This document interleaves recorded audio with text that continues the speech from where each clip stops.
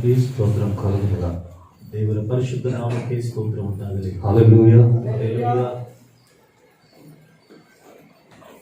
Praise the Lord. Hallelujah. Hallelujah. Hallelujah. Hallelujah. గత దినములన్నీ దేవుడు మనకు తోడుగా ఉండి ಕಳೆದಂತ ದಿನಗಳೆಲ್ಲ ಕರ್ತರು ನಮ್ಮ ಸಂಗಡ ಇದ್ದು క్షేమంగా మనల్ని నడిపించి ಕ್ಷೇಮವಾಗಿ ನಮ್ಮನ್ನ ನಡೆಸಿ ఈ దినం దేవుని ఆరాధించే అవకాశం ఇచ్చినందుకై ಈ ದಿನದಲ್ಲಿ ದೇವರನ್ನು ಆರಾಧನೆ ಮಾಡುವ ಅವಕಾಶವನ್ನು ಕೊಟ್ಟಿದ್ದಕ್ಕಾಗಿ చేతులెత్తి దేవునికి స్తోత్రం చేద్దాం. ಕೈಗಳನ್ನೆತ್ತಿ ದೇವರಿಗೆ ಸ್ತೋತ್ರ.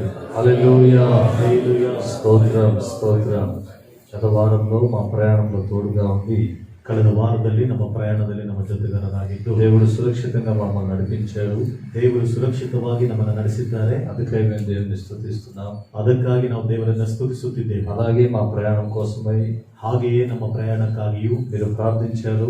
ನೀವು ಪ್ರಾರ್ಥನೆ ಮಾಡಿದ್ದೀರಾ. మీ అందరికీ కూడా మా వందనాలు తెలియజేస్తాను. ನಿಮ್ಮೆಲ್ಲರಿಗೂ ಸಹ ನನ್ನ ವಂದನೆಗಳನ್ನು ತಿಳಿಸುತ್ತೇನೆ. హల్లెలూయా. హల్లెలూయా. హల్లెలూయా. హల్లెలూయా. ఈ కూడిక తర్వాత ಈ ಕೂಟದ ನಂತರ కమిటీ మీటింగ్ ఉంటుంది.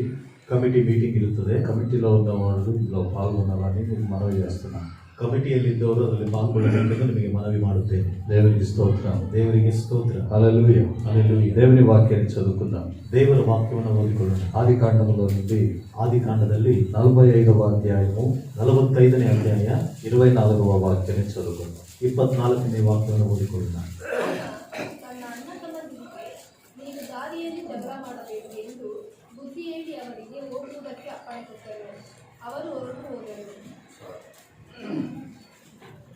హల్లెలూయా. ಹಲ್ಲೆಲೂಯಾ. ఈ వాక్యంలో ಈ ವಾಕ್ಯದಲ್ಲಿ యోసేపు ಯೋಸೇಫನು తన అన్నలకు చెప్పినటువంటి అన్నదమ్ములకు చెప్పిన ఒక ఆలోచన.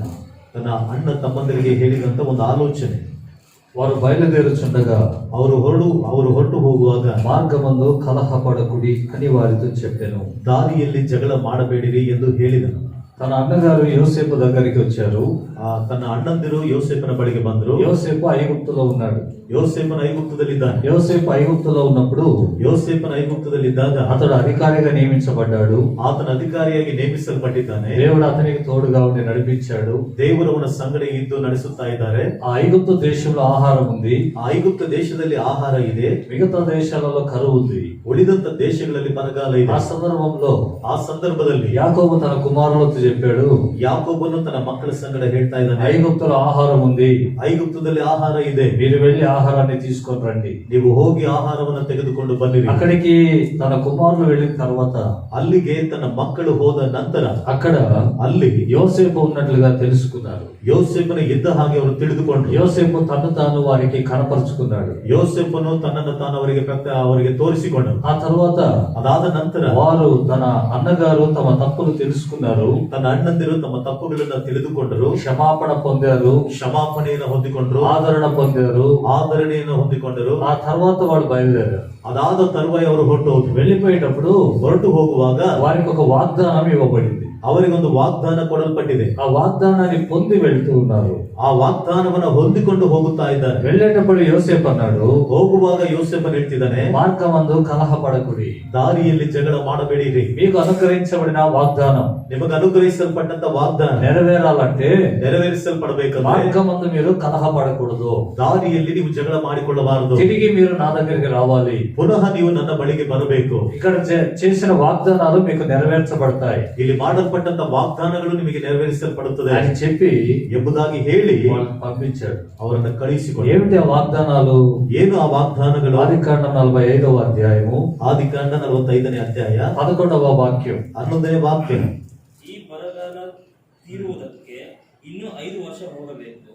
ಆದುದರಿಂದ ನಿನಗೂ ನಿನ್ನ ಮನೆಯವರಿಗೂ ನಿನಗಿರುವ ಎಲ್ಲವುಗಳಿಗೂ ಬಡತನ ಉಂಟಾಗದಂತೆ ಇಲ್ಲಿರುವ ಎಲ್ಲವುಗಳಿಗೂ ಇಲ್ಲಿ ನಿನ್ನನ್ನು ಪೋಷಿಸುವನೆಂದು ಹೇಳುತ್ತನೆಂಬುದಾಗಿ ತಿಳಿಸಿರಿ. కరువు కాలములో ಬರಗಾಲದಲ್ಲಿ మిమ్మల్ని పోషించుటకు, ನಿಮ್ಮನ್ನ ಪೋಷಿಸುವುದಕ್ಕೆ మీరు ఇక్కడికి రండి. ನೀವು ಇಲ್ಲಿಗೆ ಬಂದಿರಿ. యోసేపు అన్నాడు, ಯೋಸೇಫನು ಹೇಳ್ತಾ ఈ ಇದ್ದಾನೆ, కరువు కాలములో ಈ ಬರಗಾಲದಲ್ಲಿ నేను మిమ్మల్ని పోషిస్తాను, ನಾನು ನಿಮ್ಮನ್ನ ಪೋಷಿಸುತ್ತೇನೆ. కాబట్టి మీరు ఇక్కడికి రండి. ಆದ ಕಾರಣ ನೀವು ಇಲ್ಲಿಗೆ ಬಂದಿರಿ. ఇది వారికి అనుగ్రహించబడిన ఒక వాగ్దానం. ಇದು ಅವರಿಗೆ ಅನುಗ್ರಹಿಸಲ್ಪಟ್ಟಂತ ಒಂದು ವಾಗ್ದಾನ. అలాగే ಹಾಗೆಯೇ యోసేపును చూసేటువంటి, యోసేపుతో కూడా నివసించేటువంటి ఒక గొప్ప ధన్యత. ధన్యత. ಯೋಸೇಫನೊಂದಿಗೆ ಜೀವಿಸುವಂತಹ ಒಂದು ದೊಡ್ಡ ಧನ್ಯತೆ. అలాగే 18వ వాక్యంలో ಹಾಗೆ 18ನೇ ವಾಕ್ಯದಲ್ಲಿ ఫరో అంటున్నాడు, చూడండి ఈ మాట. ಫರೋ ಹೇಳ್ತಾ ಇದ್ದಾನೆ ನೋಡ್ರಿ ಮಾತು. ನಿಮ್ಮ ತಂದೆಯನ್ನು ಮನೆಯವರನ್ನು ನನ್ನ ಬಳಿಗೆ ಕರೆಕೊಂಡು ಬಂದಿರಿ. ಐಗುಪ್ತ ದೇಶದಲ್ಲಿ ದೊರಕುವ ಉತ್ತಮ ವಸ್ತುಗಳನ್ನು ನಿಮಗೆ ಕೊಡುವೆನು ಮತ್ತು ನೀವು ಈ ದೇಶದ ಸುಖವನ್ನು ಅನುಭವಿಸಬಹುದು. చాలు. హల్లెలూయా. హల్లెలూయా. ఐగుప్తు దేశమందులి మంచి వస్తువులు మీకు ఇస్తాను. ಐಗುಪ್ತ ದೇಶದಂತ ಒಳ್ಳೆಯ ವಸ್ತುಗಳನ್ನು ನಿಮಗೆ ಕೊಡುತ್ತೇನೆ. ఇక్కడ ఉంటున్నటువంటి క్షేమాన్ని మీరు అనుభవిస్తారు. ಇಲ್ಲಿ ಇರುವಂತಹ ಕ್ಷೇಮವನ್ನು ನೀವು ಅನುಭವಿಸುತ್ತೀರಾ. ఈ వాగ్దానాన్ని పొంది ಈ ವಾಗ್ದಾನವನ್ನು ಹೊಂದಿಕೊಂಡು వెళుతూ ఉన్నారు. ಹೋಗುತ್ತಾ ಇದ್ದಾರೆ. అప్పుడు యోసేపు అన్నాడు, ಆಗ ಯೋಸೇಫನು ಹೇಳ್ತಿದ್ದಾನೆ, ఈ వాగ్దానం తిరిగి మీరు అనుభవించాలంటే, ಈ ವಾಗ್ದಾನವನ್ನ ಪುನಃ ನೀವು ಅನುಭವಿಸಬೇಕಂದ್ರೆ, ఈ వాగ్దానం మీ జీవితంలో నెరవేరాలంటే, ಈ ವಾಗ್ದಾನವು ನಿಮ್ಮ ಜೀವಿತದಲ್ಲಿ ನೆರವೇರಬೇಕಂದ್ರೆ మార్గంలో మీకు కలహాలు ఉండకూడదు. ದಾರಿಯಲ್ಲಿ ನಿಮಗೆ ಜಗಳಗಳು ಇರಬಾರದು. హల్లెలూయా. ಹಲ್ಲೆಲೂಯಾ. హల్లెలూయా. ಹಲ್ಲೆಲೂಯಾ. మనకు కూడా ఎన్నో వాగ్దానాలు ఇవ్వబడ్డాయి. ನಮಗೂ ಸಹ ಎಷ್ಟು ವಾಗ್ದಾನಗಳು ಕೊಡಲ್ಪಟ್ಟಿದೆ. యోసేపు యేసు ప్రభువుకు సూచనగా ఉన్నాడు.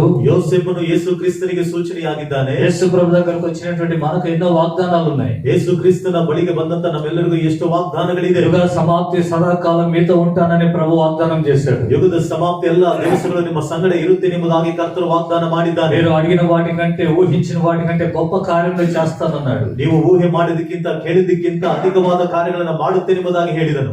మీ అవసరాలన్నీ తీర్చబడునని వాగ్దానం చేశాడు. ನಿಮ್ಮ ಅಗತ್ಯಗಳೆಲ್ಲವೂ ಸಹ ತೀರಿಸಲ್ಪಡುತ್ತದೆ ಎಂಬುದಾಗಿ ವಾಗ್ದಾನ ಮಾಡಿದ್ದಾನೆ. ఎన్నో వాగ్దానాలు ఉన్నాయి మనకు. ಎಷ್ಟೋ ವಾಗ್ದಾನಗಳು ನಮಗಿದೆ. యేసు ప్రభు దగ్గరకు వచ్చినటువంటి మనకు ಯೇಸು ಕ್ರಿಸ್ತನ ಬಳಿಗೆ ಬಂದಂತ ನಮಗೆ ఎన్నో వాగ్దానాలు ఉన్నాయి. ಎಷ್ಟೋ ವಾಗ್ದಾನಗಳು ಇದೆ. ఆ వాగ్దానాలు మనం పొందాలంటే ಆ ವಾಗ್ದಾನಗಳನ್ನ ನಾವು ಹೊಂದಿಕೊಳ್ಳಬೇಕೆಂದರೆ మార్గంలో జగడాలు ఉండకూడదంట. ದಾರಿಯಲ್ಲಿ ಜಗಳಗಳು ಇರಬಾರದು. మార్గం అంటే ఏంటి? ದಾರಿ ಅಂದ್ರೆ ಏನು? మన యాత్రా జీవితం, ನಮ್ಮ ಯಾತ್ರೆಯ ಜೀವಿತ, మన ఆత్మీయ జీవితం, ನಮ್ಮ ಆತ್ಮಿಕವಾದ ಜೀವಿತ. మన జీవితంలో ನಮ್ಮ ಜೀವಿತದಲ್ಲಿ కలహాలకు చోటు ఉండకూడదు. ಜಗಳಗಳಿಗೆ ನಾವು ಸ್ಥಳ ಕೊಡಬಾರದು. కలహాలకు చోటున్న స్థలంలో వాక్యం నెరవేరదు. ಜಗಳಗಳು ಇದ್ದಂತ ಸ್ಥಳದಲ್ಲಿ ವಾಕ್ಯವು ನೆರವೇರಿಸಲ್ಪಡುವುದಿಲ್ಲ. హబక్కూకు గ్రంథం 1వ అధ్యాయం 3వ వాక్యం. ಹಬಕ್ಕೂಕನ ಗ್ರಂಥ 1ನೇ ಅಧ್ಯಾಯ 3ನೇ ವಾಕ್ಯ.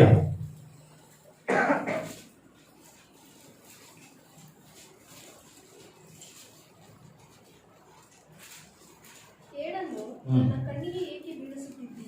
ಕಷ್ಟವನ್ನು ಏಕೆ ನನಗೆ ತೋರಿಸುತ್ತಿದ್ದಿ? ಹಿಂಸೆ ಬಾಧೆಗಳು ನನ್ನ ಕಣ್ಣೆದುರಿಗೆ ಇದ್ದೇ ಇವೆ. ಜಗಳವಾಗುತ್ತಿದೆ, ವ್ಯಾಜ್ಯವೇಳುತ್ತಿದೆ. ಹೀಗಿರಲು ಧರ್ಮೋಪದೇಶವು ಜಡವಾಗಿದೆ. కలహాలు ఉన్నాయి, ಜಗಳಗಳಿದೆ, జగడములు ఉన్నాయి, ಜಗಳಗಳಿದೆ. ఇలా ఉండటం వలన ಈ ರೀತಿಯಾಗಿರುವುದರಿಂದ ధర్మశాస్త్రం నిరర్ధకమాయను. ಧರ್ಮಶಾಸ್ತ್ರವು ನಿರರ್ಥಕವಾಯಿತು. గమనించండి, ಗಮನಿಸಿರಿ. జగడమున్నటువంటి స్థలములలో, ಜಗಳಗಳು ಇದ್ದಂತ ಸ್ಥಳದಲ್ಲಿ, కలహం ఉన్నటువంటి స్థలములలో ಜಗಳಗಳು ಇದ್ದಂತ ಸ್ಥಳದಲ್ಲಿ వాక్యం నెరవేరదు. ವಾಕ್ಯವು ನೆರವೇರಿಸಲ್ಪಡುವುದಿಲ್ಲ. ఎంతో మంది విశ్వాసులు ಎಷ್ಟೋ ಜನ ವಿಶ್ವಾಸಿಗಳು దేవుని వాగ్దానాన్ని పొందుతున్నారు, ದೇವರ ವಾಗ್ದಾನಗಳನ್ನು ಹೊಂದಿಕೊಳ್ಳುತ್ತಿದ್ದಾರೆ, వాక్యాన్ని చదువుతున్నారు, ವಾಕ್ಯವನ್ನು ಓದುತ್ತಾ ಇದ್ದಾರೆ. ఈ మేలు నీకు చేస్తానని వాక్యంలో రాయబడిన సంగతులు గమనిస్తున్నారు. ಈ ಉಪಕಾರಗಳು ನಿನಗೆ ಮಾಡುತ್ತೇನೆಂಬ ಸಂಗತಿಗಳನ್ನ ವಾಕ್ಯದಲ್ಲಿ ಗಮನಿಸುತ್ತಿದ್ದಾರೆ. కానీ వారి కుటుంబాల్లో, వారి జీవితంలో జరగడం లేదు. ಆದರೆ ಅವರ ಕುಟುಂಬದಲ್ಲಿ, ಅವರ ಜೀವಿತದಲ್ಲಿ ನೆರವೇರ್ತಾ ಇಲ್ಲ. కారణం ఏంటి? ಕಾರಣವೇನು? వాక్యం నిష్ఫలమైపోయింది. ವಾಕ್ಯವು ನಿಷ್ಫಲವಾಗೋಯಿತು. హల్లెలూయా. ಹಲ್ಲೆಲೂಯಾ. సంవత్సరం ప్రారంభంలో మనం తీసుకుంటాం వాగ్దానాలు. ವರ್ಷದ ಪ್ರಾರಂಭದಲ್ಲಿ ನಾವು ತೆಗೆದುಕೊಳ್ತೇವೆ ವಾಗ್ದಾನವನ್ನು. అవి జరగవు కొందరి జీవితాల్లో. ಕೆಲವೊಬ್ಬರ ಜೀವಿತದಲ್ಲಿ ಅವು ನೆರವೇರಿಸಲ್ಪಡುವುದಿಲ್ಲ. ఎందుకు జరగడం లేదు? ಯಾತಕ್ಕೆ ಅದು ನೆರವೇರಿಸಲ್ಪಡಲ್ಲ? కలహ స్వభావం మనలో ఉంది. ಜಗಳದ ಸ್ವಭಾವ ನಮ್ಮಲ್ಲಿ ಇದೆ. కలహములు ఉండటం వలన ಜಗಳಗಳು ಇರುವುದರಿಂದ వాక్యము నిరర్ధకమాయెను అని వాక్యం చెప్తుంది. ವಾಕ್ಯವು ನಿರರ್ಥಕವಾಯಿತು ಎಂಬುದಾಗಿ ವಾಕ್ಯವು ಹೇಳ್ತಾ ಇದೆ. ఈ దినం మన జీవితంలో ಈ ದಿನದಲ್ಲಿ ನಮ್ಮ ಜೀವಿತದಲ್ಲಿ ఎన్నో వాగ్దానాలు ఉన్నాయి. ಎಷ್ಟು ವಾಗ್ದಾನಗಳು ಇದೆ. ఎందుకు స్వతంత్రించుకోలేకపోతున్నాం? ಯಾತಕ್ಕೆ ಅದನ್ನು ಸ್ವತಂತ್ರಿಸಿಕೊಳ್ಳಲಿಕ್ಕೆ ಆಗದೆ ಹೋಗ್ತಿದೆ? ఎందుకు వాగ్దానాలు నెరవేరడం లేదు? ಯಾತಕ್ಕೆ ವಾಗ್ದಾನಗಳು ನೆರವೇರಿಸಲ್ಪಡ್ತಾ ಇಲ್ಲ? కారణం ఏంటి? ಅದಕ್ಕೆ ಕಾರಣವೇನು? మన యాత్రా జీవితంలో ನಮ್ಮ ಯಾತ್ರೆಯ ಜೀವಿತದಲ್ಲಿ కలహాలు ఉన్నాయి, ಜಗಳಗಳಿದೆ. కలహాలు ఉన్నాయి. ಜಗಳಗಳಿದೆ. కలహాలు ఒక చిన్న విషయాలుగా మనం ఊహిస్తున్నాం. ಜಗಳಗಳನ್ನ ನಾವು ಒಂದು ಚಿಕ್ಕ ವಿಷಯವಾಗಿ ಊಹಿಸುತ್ತೇವೆ. వాళ్ళు ఏదో అన్నారు, అందుకే మేమన్నాం. ಅವರೇನೋ ಅಂದಿದ್ದಾರೆ, ಅದಕ್ಕೆ ನಾವು ಅಂದಿದ್ದೀವಿ. ఇలా మనం అనుకుంటున్నాం. ಈ ರೀತಿಯಾಗಿ ನಾವು ಅಂದುಕೊಳ್ತಾ ಇದೀವಿ. కానీ ಆದರೆ కలహముల ద్వారా ಜಗಳಗಳ ಮೂಲಕ వాగ్దానాల్ని పోగొట్టుకుంటున్నాం. ವಾಗ್ದಾನಗಳನ್ನ ನಾವು ಕಳ್ಕೊಳ್ತಾ ಇದೀವಿ. నష్టాన్ని అనుభవిస్తూ ఉన్నాం. ನಷ್ಟವನ್ನು ಅನುಭವಿಸುತ್ತಾ ఈ ಇದ್ದೀವಿ. సంగతి గుర్తించాలి. ಈ ವಿಷಯವನ್ನ ಗುರುತಿಸಬೇಕು. మా ఇంట్లో కొట్లాడుకుంటే వాళ్ళకి ఏంటంట, ನಮ್ಮ ಮನೆಯಲ್ಲಿ ಜಗಳ ಮಾಡ್ಕೊಂಡ್ರೆ ಅವ್ರಿಗೇನಂತೆ? ఎందుకు ఇలాగ అనుకునే వాళ్ళు కూడా ఉంటారు. ಈ ರೀತಿಯಾಗಿ ಅಂದುಕೊಳ್ಳೋರು ಸಹ ಇರ್ತಾರೆ. మేము ఏదో అనుకుంటుంటే మీకెందుకు? ನಾವೇನು ಅಂದ್ಕೊಳ್ತೀರ, ನಿಮಗೇನು? మీలో ఉన్న కలహం ನಿಮ್ಮಲ್ಲಿರುವಂತ ಜಗಳ మిమ్మల్ని నరకాన్ని తీసుకోబోతుందని గుర్తించాలి. ನಿಮ್ಮನ್ನ ನರಕಕ್ಕೆ ತೆಗೆದುಕೊಂಡು ಹೋಗ್ತಿದೆ ಎಂಬುದಾಗಿ మీలో ತಿಳಿದುಕೊಳ್ಳಬೇಕು. ఉన్న కలహ స్వభావం ನಿಮ್ಮಲ್ಲಿರುವಂತ ಜಗಳದ ಸ್ವಭಾವ దేవుని వాగ్దానాలకి దూరం చేస్తుందని గుర్తించాలి. ದೇವರ ವಾಗ್ದಾನಗಳಿಗೆ ನಿಮ್ಮನ್ನ ದೂರ ಮಾಡ್ತಿದೆ ಎಂಬುದಾಗಿ ತಿಳಿದುಕೊಳ್ಳಬೇಕು. హల్లెలూయా. హల్లెలూయా. అందుకని యోసేపు అంటున్నాడు, ಅದಕ್ಕಾಗಿ ಯೋಸೇಫನು ಹೇಳ್ತಿದ್ದಾನೆ, నీకు ఒక గొప్ప వాగ్దానం ఉంది, ನಿಮಗೊಂದು ದೊಡ್ಡ ವಾಗ್ದಾನ ಇದೆ, కాబట్టి కలహాలకు దూరంగా ఉండండి. ಆದ ಕಾರಣ ಜಗಳಗಳಿಗೆ ದೂರವಾಗಿರ್ರಿ, కలహాన్ని దూరంగా ఉంచుకోండి. ಜಗಳಗಳನ್ನ ದೂರವಾಗಿಟ್ಕೊಳ್ರಿ, కలహాల దగ్గరికి వెళ్ళొద్దు. ಆ ಜಗಳಗಳ ಹತ್ತಿರಕ್ಕೆ ಹೋಗ್ಬೇಡ್ರಿ. దేవుని వాక్యంలో ದೇವರ ವಾಕ್ಯದಲ್ಲಿ శ్రేష్టమైన ఒక మంచి ఈవులు ಶ್ರೇಷ್ಠವಾದಂತ ಒಂದು ಒಳ್ಳೆಯ ದಾನಗಳು మనకు దొరకాలంటే ನಮಗೆ ಸಿಗಬೇಕಂದ್ರೆ అది దేవుని దగ్గర నుంచి రావాలి. ಅದು ದೇವರ ಬಳಿಯಿಂದಲೇ ಬರಬೇಕು. యాకోబు పత్రిక రాస్తున్నాడు, ಯಾಕೋಬನ ಪತ್ರಿಕೆಯನ್ನು ಬರೀತಾ ಇದ್ದಾನೆ. 1వ అధ్యాయం 16, 17వ వాక్యం. 1ನೇ ಅಧ್ಯಾಯ 16 ಮತ್ತು 17ನೇ ವಚನ. అక్కడ రాయబడిన మాట చదవండి. ಅಲ್ಲಿ ಬರೆಯಲ್ಪಟ್ಟಂತ ಮಾತನ್ನ ಓದ್ರಿ. ప్రతి శ్రేష్టమైన ఈవి ಪ್ರತಿಯೊಂದು ಶ್ರೇಷ್ಠವಾದ ದಾನವು పరలోకమందున దేవుని యొద్ద నుండి వచ్చును. ಪರಲೋಕದಲ್ಲಿರುವ ದೇವರ ಬಳಿಯಿಂದ ಬರುತ್ತದೆ. యోసేపు అంటున్నాడు ఇక్కడ, ಯೋಸೇಫನು ಹೇಳ್ತಾ ಇದ್ದಾನೆ ಇಲ್ಲಿ. ఫరో అంటున్నాడు, ಫರೋ ಹೇಳ್ತಾ ಇದ್ದಾನೆ, ఐగుప్తు దేశంలోని మంచి వస్తువులు మీరు అనుభవిస్తారు. ಐಗುಪ್ತ ದೇಶದಲ್ಲಿರುವಂತಹ ಉತ್ತಮ ವಸ್ತುಗಳನ್ನು ನೀವು ಅನುಭವಿಸುತ್ತೀರಾ. ఈ ఐగుప్తు అనగా లోకం. ಈ ಐಗುಪ್ತ ಅಂದರೆ ಲೋಕ. ఈ లోకంలో ಈ ಲೋಕದಲ್ಲಿ మీరు శ్రేష్టమైన వాటిని అనుభవించాలంటే ನೀವು ಶ್ರೇಷ್ಠವಾದವುಗಳನ್ನು ಅನುಭವಿಸಬೇಕಂದ್ರೆ దేవుడు మీకు ఇవ్వాలి. ದೇವರು ನಿಮಗೆ ಕೊಡಬೇಕು. దేవుడు మీకు ఇవ్వాలంటే ದೇವರು ನಿಮಗೆ ಕೊಡಬೇಕಂದ್ರೆ ఈ యాత్రలో ఆత్మీయ జీవితంలో కలహాలు అనేవి ఉండకూడదు. ಈ ಯಾತ್ರೆಯಲ್ಲಿ ಆತ್ಮಿಕ ಜೀವಿತದಲ್ಲಿ ಜಗಳಗಳನ್ನು ಅಂತ ಇರಬಾರದು. కలహాలు ఉండకూడదు. ಜಗಳಗಳು ಇರಬಾರದು. కలహాలు మంచిది కాదు. ಜಗಳಗಳು ಒಳ್ಳೆಯದಲ್ಲ. అసలు కలహాలు ఎవరి దగ్గర ఎలా వస్తాయి? ಇಷ್ಟಕ್ಕೂ ಜಗಳಗಳು ಎಲ್ಲಿಂದ ಬರುತ್ತದೆ? ఎట్లా వస్తాయి కలహాలు? ಯಾವ ರೀತಿ ಬರುತ್ತದೆ ಜಗಳಗಳು? ఎలాంటి వాళ్ళ దగ్గర నుంచి వస్తాయి? ಎಂತವರ ಬಳಿಯಿಂದ ಬರುತ್ತದೆ? సామెతల గ్రంథం 16వ అధ్యాయం ಜ್ಞಾನೋಕ್ತಿಗಳ 16ನೇ ಅಧ್ಯಾಯ 28వ వాక్యం చదివితే 28ನೇ ವಾಕ್ಯವನ್ನು ಓದಿದ್ರೆ అక్కడ రాయబడింది, ಅಲ್ಲಿ ಬರೆಯಲ್ಪಟ್ಟಿದೆ, మూర్ఖుడు. ಮೂರ್ಖನು. ఎవరంట? ಯಾರು? మూర్ఖుడు. ಮೂರ್ಖನು. వాని వలన ಅವನ ಮೂಲಕ కలహం వస్తుంది. ಜಗಳ ಬರುತ್ತದೆ. మూర్ఖుడు కలహము పుట్టించును. ಮೂರ್ಖನು ಜಗಳವನ್ನ ಹುಟ್ಟಿಸುತ್ತಾನೆ. కొండెగాడు మిత్రభేదము చేయును. ಚಾಡಿಕೋರನು ಮಿತ್ರ ಭೇದವನ್ನ ಮಾಡುತ್ತಾನೆ. ఆ చాడీలు చెప్పేవాడు ఒకళ్ళనొక్కళ్ళని వేరు చేసేస్తాడు. ಚಾಡಿಯನ್ನ ಹೇಳುವನು ಒಬ್ಬರನ್ನೊಬ್ಬರು ಬೇರ್ಪಡಿಸ್ತಾನೆ. మిత్రులలో భేదాన్ని పుట్టిస్తాడు. ಮಿತ್ರರಲ್ಲಿ ಭೇದಗಳನ್ನು ಹುಟ್ಟಿಸುತ್ತಾನೆ. ఈ స్వభావం సైతాన్ గారి స్వభావం. ಈ ಸ್ವಭಾವ ಸೈತಾನನ ಸ್ವಭಾವ. ఐక్యత ఉంటే జీవం ఉంటుందని, ಐಕ್ಯತೆ ಇದ್ದರೆ ಜೀವ ಇರುತ್ತದೆ ಎಂಬುದಾಗಿ, అక్కడ ఆశీర్వాదం ఉంటుందని, ಅಲ್ಲಿ ಆಶೀರ್ವಾದ ಇರುತ್ತದೆ ಎಂಬುದಾಗಿ, వాళ్ళలో భేదములు పుట్టించేవాడు సైతాన్. ಅವರಲ್ಲಿ ಭೇದಗಳನ್ನು ಹುಟ್ಟಿಸುವವನು ಸೈತಾನನು. అలాంటి స్వభావం చాలా మందికి ఉంటుంది. ಅಂತ ಸ್ವಭಾವ ತುಂಬಾ ಚೆನ್ನಾಗಿರುತ್ತದೆ. హల్లెలూయా. ಹಲ್ಲೆಲೂಯಾ. అలాంటి వాళ్ళ నుండి మనం దూరంగా ఉండాలి. ಅಂತವರಿಂದ ನಾವು ದೂರವಾಗಿರಬೇಕು. చాడీలు చెప్పే వాళ్ళు ಚಾಡಿಗಳನ್ನ ಹೇಳುವವರು మిత్ర భేదాలు చేస్తారు.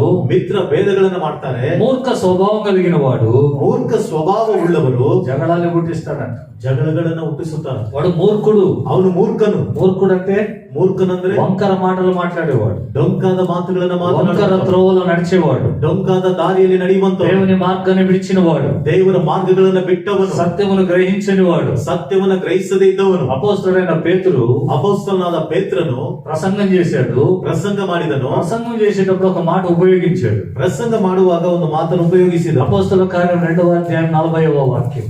ಅಪೊಸ್ತಲ ಕಾರ್ಯಗಳು 2ನೇ ಅಧ್ಯಾಯ 40వ వచనం. 40ನೇ ವಾಕ್ಯ ఏం రాయబడింది? ಏನ್ ಬರೆಯಲ್ಪಟ್ಟಿದೆ? మూర్ఖులకు ఈ తరము వారికి వేరై, ಮೂರ್ಖರಾದ ಈ ಸಂತತಿಯಿಂದ ಬೇರ್ಪಟ್ಟು ಬೇರೆ ಅನೇಕವಾದ ಮಾತುಗಳಿಂದ ಅವನು ಖಂಡಿತವಾಗಿ ಸಾಕ್ಷಿ ನುಡಿದು ವಕ್ರ ಬುದ್ಧಿಯುಳ್ಳ ಈ ಸಂತತಿಯವರಿಂದ ತಪ್ಪಿಸಿಕೊಳ್ಳಿರಿ ಎಂದು ಅವರನ್ನು ಎಚ್ಚರಿಸಿದರು. తెలుగులో రాయబడింది, ತೆಲುಗಿನಲ್ಲಿ ಬರೆಯಲ್ಪಟ್ಟಿದೆ, మూర్ఖులకు ఈ తరము వారికి వేరై ಮೂರ್ಖರಾದ ಈ ಸಂತತಿಯಿಂದ ಬೇರೆಯಾಗಿ రక్షణ పొందుడి. ರಕ್ಷಣೆ ಹೊಂದಿಕೊಳ್ಳಿರಿ. రక్షించబడాలంటే, ನೀನು ರಕ್ಷಿಸಲ್ಪಡಬೇಕಂದ್ರೆ, నువ్వు పోషించబడాలంటే, ನೀನು ಪೋಷಿಸಲ್ಪಡಬೇಕಂದ್ರೆ, క్షేమంగా ఉండాలంటే, ನೀನು ಕ್ಷೇಮವಾಗಿರಬೇಕಂದ್ರೆ, మూర్ఖుల నుండి నువ్వు వేరుగా ఉండాలి. ನೀನು ಮೂರ್ಖರಿಂದ ನೀನು ಬೇರೆ ಆಗಿರಬೇಕು. మూర్ఖ స్వభావం కలిగిన వారికి నువ్వు వేరుగా ఉండాలి. ಮೂರ್ಖ ಸ್ವಭಾವ ಉಳ್ಳವರಿಂದ ನೀನು ಬೇರೆ ಆಗಿರಬೇಕು. అలా అంటే వంకర స్వభావం.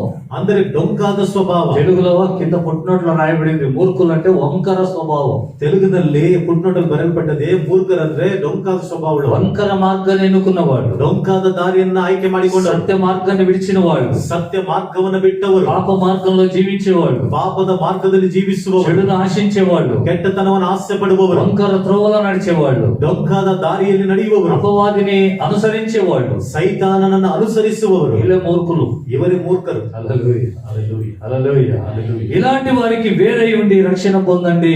ಇಂಥವರಿಂದ ನೀವು ಪ್ರತ್ಯೇಕಿಸಲ್ಪಟ್ಟು ರಕ್ಷಣೆ ಹೊಂದಿಕೊಳ್ಳಿರಿ. మనం ప్రత్యేకించబడాలి. ನಾವು ಪ್ರತ್ಯೇಕಿಸಲ್ಪಡಬೇಕು. అలాంటి స్వభావంలో చేరిన వారితో మనం ఉండకూడదు. ಅಂತ ಸ್ವಭಾವರೊಟ್ಟಿಗೆ ನಾವು ಸೇರಿದವರಾಗಿ ಇರಬಾರದು. మూర్ఖులు జగడాలు చేసేదానికి ఇష్టపడుతుంటారు. ಮೂರ್ಖರು ಜಗಳಗಳನ್ನ ಮಾಡೋದಕ್ಕೆ ಇಷ್ಟಪಡ್ತಾ ಇರ್ತಾರೆ. కానీ మనం ఏం చేయాలి? ಆದ್ರೆ ನಾವೇನ್ ಮಾಡ್ಬೇಕು? వాటికి దూరంగా ఉండాలంట. ಅವುಗಳಿಗೆ ನಾವು ದೂರವಾಗಿರ್ಬೇಕು. వాటికి దూరంగా ఉండాలి. ಅವುಗಳಿಂದ ನಾವು ದೂರವಾಗಿರ್ಬೇಕು. అది మనకు మంచిది. ಅದು ನಮಗೆ ಒಳ್ಳೆಯದು. హల్లెలూయా. హల్లెలూయా. హల్లెలూయా. హల్లెలూయా.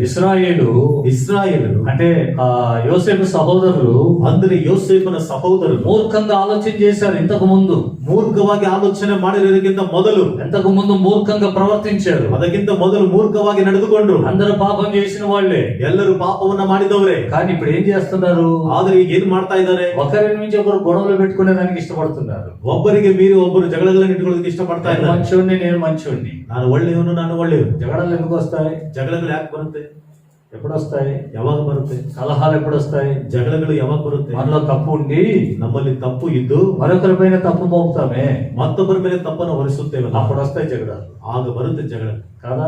ಅಲ್ವಾ? మనలో కూడా ఉంటుంది తప్పు. ನಮ್ಮಲ್ಲಿ ಸಹ ಇರುತ್ತೆ ತಪ್ಪು. ఇప్పుడు ఈ 10 మంది ಈಗ ಈ 10 ಜನ కలహపడకుడి అని ఎందుకు అంటున్నాడు యోసేపు?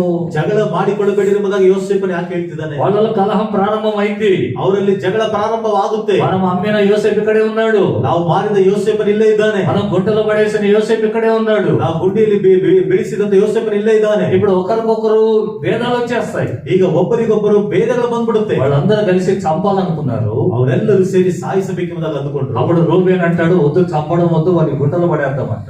ಆಗ ರೂಬೇನ ಹೇಳ್ತಾನೆ, ಅವನು ಸಾಯಿಸುವುದು ಬೇಡ, ಅವನನ್ನು ಗುಂಡಿಯಲ್ಲಿ ಹಾಕೋಣ ಎಂಬುದಾಗಿ ಹೇಳ್ತಾನೆ.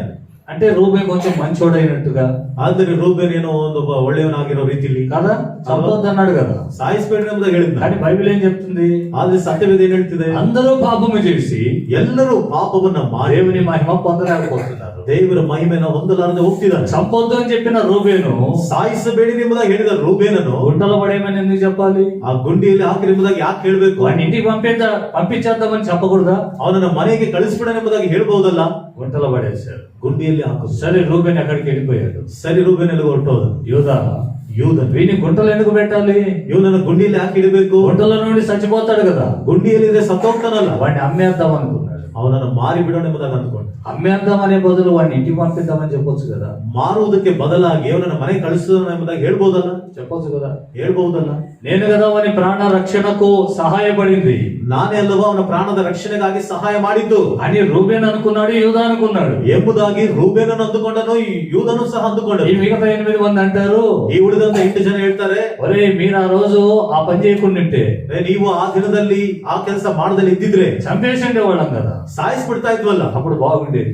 ಆಗ ಚೆನ್ನಾಗಿರ್ತಿತ್ತು. ఇలాగున కలహాలు రేపుకుంటూ ఉన్నారు. ಈ ರೀತಿಯಾಗಿ ಜಗಳಗಳನ್ನ ಅವರು ಎಬ್ಬಿಸಿಕೊಳ್ತಾರೆ. దీన్ని గమనించిన యోసేపు, ಇದನ್ನ ಗಮನಿಸಿದಂತ ಯೋಸೇಫ, మీలో మీరు భేదాలు చేసుకోవద్దు, ನಿಮ್ಮಲ್ಲಿ ನೀವು ಭೇದಗಳನ್ನ ಮಾಡಿಕೊಳ್ಬೇಡಿ. ఒకడు మంచి ఒకడు చెడు ఏం కాదు. మీరు ಒಬ್ಬನು ಒಳ್ಳೆಯವನು ಒಬ್ಬ ಕೆಟ್ಟವನು ಎಂಬುದಾಗಿ ಏನಿಲ್ಲ. ఏదో ఒక రకంగా మీరు పాపం చేసిన వాళ్ళే, ಯಾವುದೋ ಒಂದು ವಿಧದಲ್ಲಿ ಪಾಪವನ್ನ ಮಾಡಿದವರೇ, ఏదో ఒక రకంగా నన్ను బాధించిన వాళ్ళే, ಯಾವುದೋ ಒಂದು ವಿಧದಲ್ಲಿ ನನ್ನನ್ನ ಬಾಧೆ ಪಡಿಸಿದವರೇ, ఏదో ఒక రకంగా నాకు దూరమైన వాళ్ళే, ಯಾವುದೋ ಒಂದು ವಿಧದಲ್ಲಿ ನನಗೆ ದೂರವಾದವರೇ. కాబట్టి కలహాలొద్దు.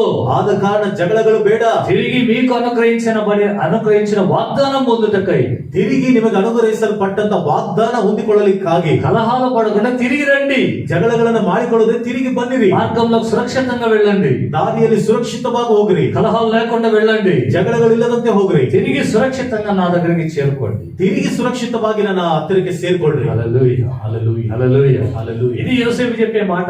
ಇದು ಯೋಸೇಫನು ಹೇಳುವಂತ ಮಾತು. నేను యేసు ప్రభు మనతో అదే మాట్లాడుతున్నాడు. ಈ ದಿನದಲ್ಲಿ ಯೇಸು ಕ್ರಿಸ್ತನು ನಮ್ಮ ಸಂಗಡ ಅದೇ మీరందరూ ಮಾತನಾಡುತ್ತಿದ್ದಾನೆ. సమానంగా ఉండండి, ನೀವೆಲ್ಲರೂ ಸಮಾನವಾಗಿರ್ರಿ, నమ్మకస్తులుగా ఉండండి, ನಂಬಿಗಸ್ತರಾಗಿರ್ರಿ. ఇంతకు ముందు చేసిన పాపాలను ఎత్తి చూపించుకోకుండా, ಇದಕ್ಕಿಂತ ಮೊದಲು ಮಾಡಿದಂತ ಪಾಪಗಳನ್ನು ಎತ್ತಿ ತೋರಿಸಿಕೊಳ್ಳದಂತೆ, వాటిని బట్టి వాద వివాదాలు పెట్టుకోకుండా, ಅವುಗಳ ವಿಷಯವಾಗಿ ವಾದ ವಿವಾದಗಳನ್ನು ಇಟ್ಟುಕೊಳ್ಳದಂತೆ, భేదములు కనబరుచుకోకుండా, ಭೇದಗಳನ್ನ ನೀವು ತೋರ್ಪಡಿಸಿಕೊಳ್ಳದಂತೆ, కలహాలు చేసుకోకుండా, ಜಗಳಗಳನ್ನ ಮಾಡಿಕೊಳ್ಳದಂತೆ సమాధానంగా రండి నా దగ్గరికి. ಸಮಾಧಾನವಾಗಿ ಬನ್ನಿರಿ. ನನ್ನ నేను మిమ్మల్ని క్షమించాను కదా, ನಾನು ನಿಮ್ಮನ್ನು ಕ್ಷಮಿಸಿದನಲ್ಲ, మీరు ఒకరినొకరు క్షమించుకోండి, ನೀವು ಒಬ್ಬರಿಗೊಬ್ಬರು ಕ್ಷಮಿಸಿಕೊಳ್ಳಿ. కలహాలకు దూరంగా ఉండండి, ಜಗಳಗಳಿಗೆ ದೂರವಾಗಿ మూర్ఖ స్వభావాన్ని విడిచిపెట్టండి. ಮೂರ್ಖ ಸ್ವಭಾವನ ಬಿಟ್ಟು ಬಿಡ್ರಿ. హల్లెలూయా, హల్లెలూయా. మూర్ఖుడు కలహాలు రేపుతాడంట. ಮೂರ್ಖನು ಜಗಳಗಳನ್ನು ಎಬ್ಬಿಸುವ. రెండవది, ಎರಡನೇದು, 1 కొరింథీ పత్రిక ಒಂದನೇ ಕೊರಿಂಥಿ ಪತ್ರಿಕೆ 3వ అధ్యాయం 3ನೇ ಅಧ್ಯಾಯ 3వ వాక్యం. 3ನೇ ವಾಕ್ಯ. ಯಾಕೆಂದರೆ ಹ್ಮ್. ಇನ್ನು ಶರೀರಾಧೀನ ಸ್ವಭಾವ ಉಳ್ಳವರಾಗಿದ್ದೀರಿ. ನಿಮ್ಮೊಳಗೆ ಹೊಟ್ಟೆ ಕಿಚ್ಚು ಜಗಳಗಳು ಇರುವಲ್ಲಿ ನೀವು ಶರೀರಾಧೀನ ಸ್ವಭಾವವುಳ್ಳವರಾಗಿದ್ದು ಕೇವಲ ನರ ಪ್ರಾಣಿಗಳಂತೆ ನಡೆಯುತ್ತೀರಿ ಅಲ್ಲವೇ? చాలు. మీరు ನೀವು కలహములు జగడములు కలిగి ఉన్నారు కనుక ಹೊಟ್ಟೆ ಕಿಚ್ಚು ಜಗಳಗಳು ನೀವು ಇರುವುದರಿಂದ ನಿಮ್ಮಲ್ಲಿ మీరు ఏమై ఉన్నారు? ನೀವೇನಾಗಿದ್ದೀರಾ?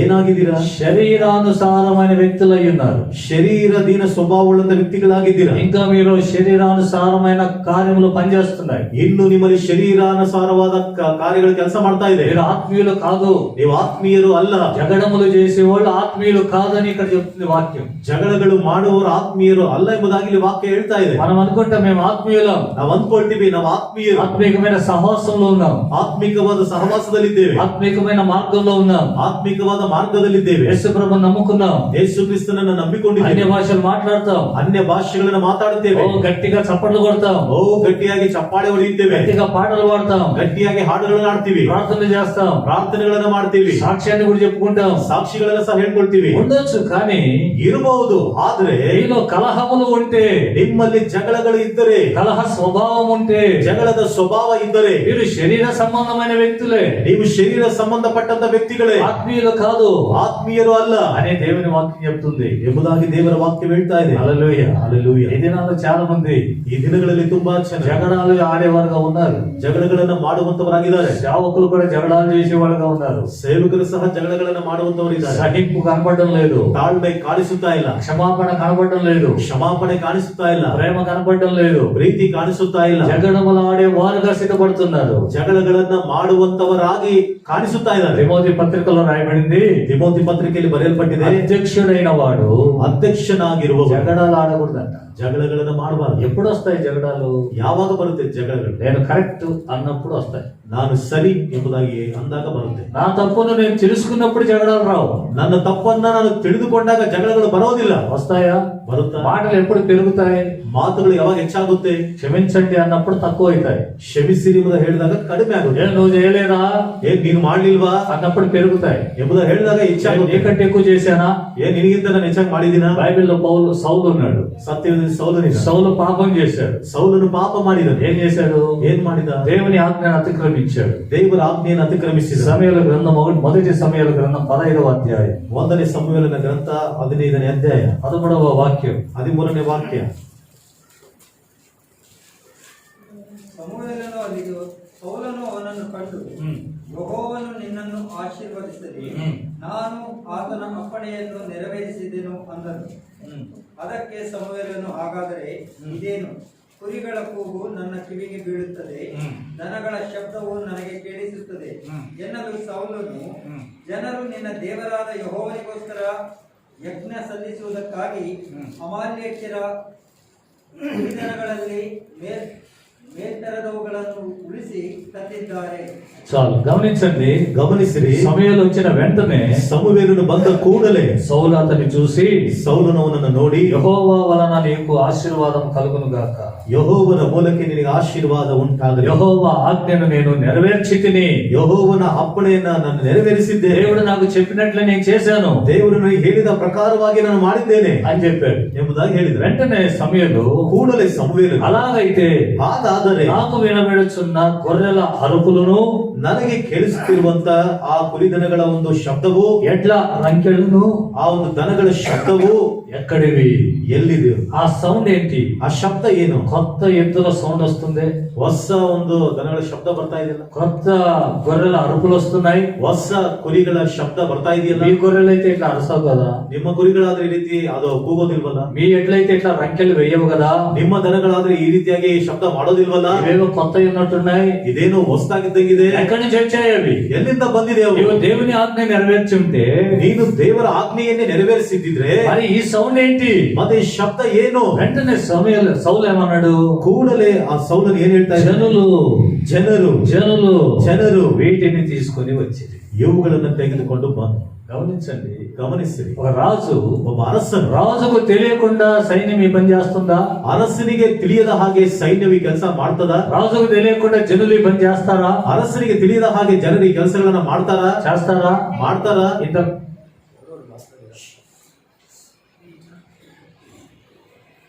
రాజుకు తెలియకుండానే జరిగిందే ఈ పని. ಅರಸನಿಗೆ ತಿಳಿಯದ ಹಾಗೆ ಈ ಕೆಲಸ ನಡೆದಿದೆಯಾ? ఒకవేళ తెలిస్తే, ಒಂದು ವೇಳೆ ತಿಳಿದಿದ್ರೆ, రాజుకు తెలియకుండా ఈ పని చేస్తే ಅರಸನಿಗೆ ತಿಳಿಯದ ಹಾಗೆ ಕೆಲಸ ಮಾಡಿದ್ರೆ పనిష్మెంట్ ఏంటి?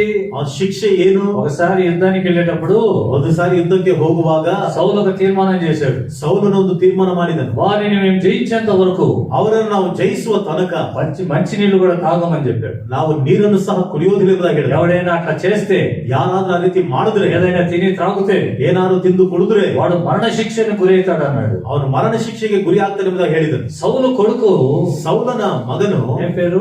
ಏನ್ ಹೆಸರು? యోనాథన్. అతనికి తెలియదు, ಯೋನಾಥನ್, ಅವನಿಗೆ ಗೊತ್ತಿಲ್ಲ. ఆ సమయంలో అక్కడ లేడు.